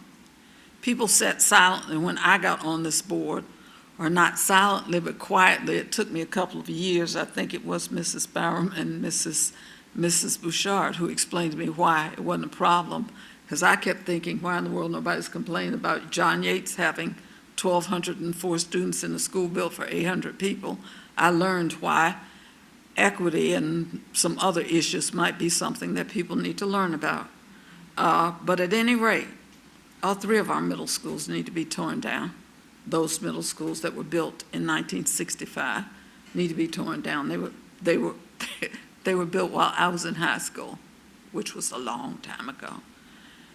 I've taken a lot of heat for Northern Shores. A lot of stories have been told that were not true. And I don't know, I didn't see anybody complaining about Northern Shores and the floors on Northern Shores, and now that the dates have been pushed back 10 years. But they're apparently, I don't know where the concerns went, but they went somewhere. There are some concerns for me about the capital expenditures and about the fact that we spent $500,000 and the recommendations that they made, not the ones that we made, but that the people that we paid money to make are not implemented. And I agree with you, and you, Ms. Jenkins, and you, and the rest of you, that I don't know why we spent that money if that's not going to occur. So I think that a meeting is necessary of the full board and the full council to see what's going on. We made these decisions in December of last year. We made full recommendations. We turned around again on February 3rd. We all met in the same room together. We all agreed that it was a wonderful plan, and somehow it just went into the wind somewhere, because what I saw today in no way looked like what I saw. Now, the truth is that $59 million high school in northern Suffolk could not be built because the $500,000 study says it cost $118 million. And that was in February. If you increase that 17%, it surely won't be 59. I mean, I wasn't a math student top person, but I can do that much of a calculation. So that's something we need to be aware of. And I want to yield some minutes. This is totally and absolutely out of character. And Mr. Weller, I'm going to put you on the spot, but you read something for us that I would like for you to read because I want it to go on the record. Would you please read that for me now? And when we do, we're going to be adjourned because the rest are informational items, but I think it needs to be heard. I think it needs to be read. And when you finish, I will adjourn the group. I began representing the school board in 1988 while working in the office of the city attorney. I was the assistant city attorney at the time, and I later became the senior assistant city attorney. One of my assigned responsibilities in the office of the city attorney was to represent the school board. In 1992, the city went to elected school boards.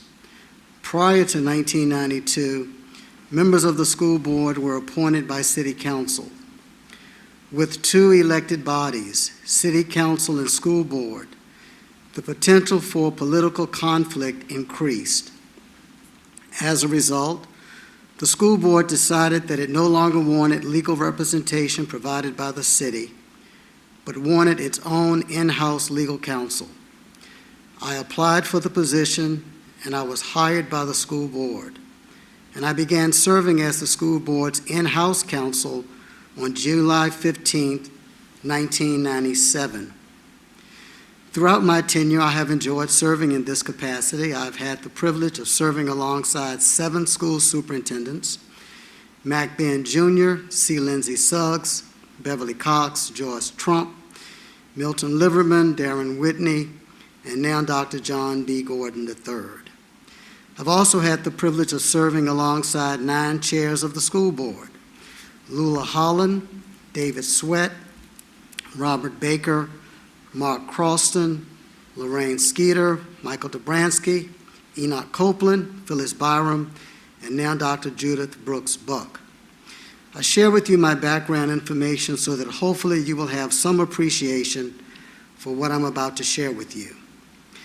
My working knowledge of this school division and the varied experiences I've had over the years have given me insight into the operations of local government, and in particular as it relates to public education. The challenges faced by those who hold elected office, and most notably school board members, are enormous. As elected members of the school board, you are responsible for playing an active role in the education of approximately 14,000 students and the employment of approximately 2,300 workers. In addition, you are expected to listen and respond to concerns raised by your constituents. Oftentimes, these varied responsibilities can be competing and pose a conflict.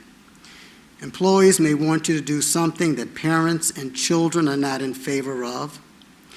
Parents and children may want you to do something that may not sit well with some members of the general public, some of whom may have students enrolled in Suffolk Public Schools, and some may not. But they all pay taxes, they vote in elections, and they are your constituents. The way in which you choose to navigate this landscape is extremely important for you, your constituents, and the school division. It requires a balancing act, a balancing of expectations, demands, and responsibilities that are thrust upon you. If you move too far in one direction, you will offend either parents, students, constituents, or the school division. Over the past 2 years, I have seen this played out to the detriment of the school division. Although it is important that you advocate positions advanced by your constituents, it is equally important that you not do so in a way that undermines the credibility of Suffolk Public Schools. The public must believe that the school division is doing what is right. It is important that you have confidence in the school division and believe that everyone is doing what is best for their children. Does this mean that the school division will never make a mistake? Of course not. But at the same time, public confidence in Suffolk Public Schools must not be eroded. We have witnessed at the federal, state, and local levels of government an overwhelming lack of trust in governmental operations. This lack of trust did not start this year or last year, but it has been a constant erosion of trust over many years. We saw signs of it with those who protested against the Vietnam War, Watergate, Iran-Contra, weapons of mass destruction, and now most recently the pandemic, and those who stormed the Capitol claiming that the election was not free and fair. Our democratic system of government cannot survive if there is a lack of trust among the electorate, whether at the federal, state, or local level. So this is where you as school board members come in. As members of the school board, it is important that you not sow seeds that will cause members of the general public to lose trust in the operations of Suffolk Public Schools. When decisions are made that you don't agree with, it is important that you publicly voice your support for the decisions that are made and encourage members of the public to do the same. You should not elicit a private coup to overturn what has been democratically decided. To behave in such a manner harms all of us. None of us are winners, but we all lose. Members of the school board should not participate in gamesmanship that will hinder the day-to-day operations of Suffolk Public Schools.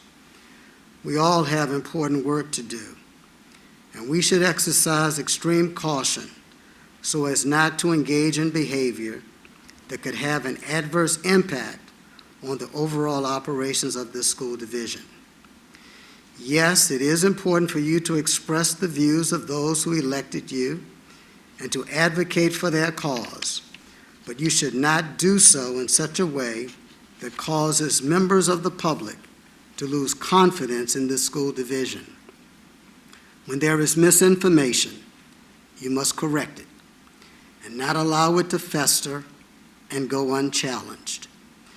When members of the public are taking positions that you think are harmful to the school division, you should speak up in support of the school division. As legal counsel for the school board and Suffolk Public Schools, my legal and ethical responsibility is not to any one member of the school board or school administration. My legal and ethical responsibility is to Suffolk Public Schools. I represent the corporate body. As a result, if the actions of any member of the school board or school administration will place the corporate body in legal jeopardy, it is my responsibility to zealously defend the school division and to represent its interest. It is more important than ever before that you work together for the benefit of the children of this city. These are crucial times, and we need a strong system of public education that will pave the way for future generations, and the success of this school division is now in your hands. Thank you so much.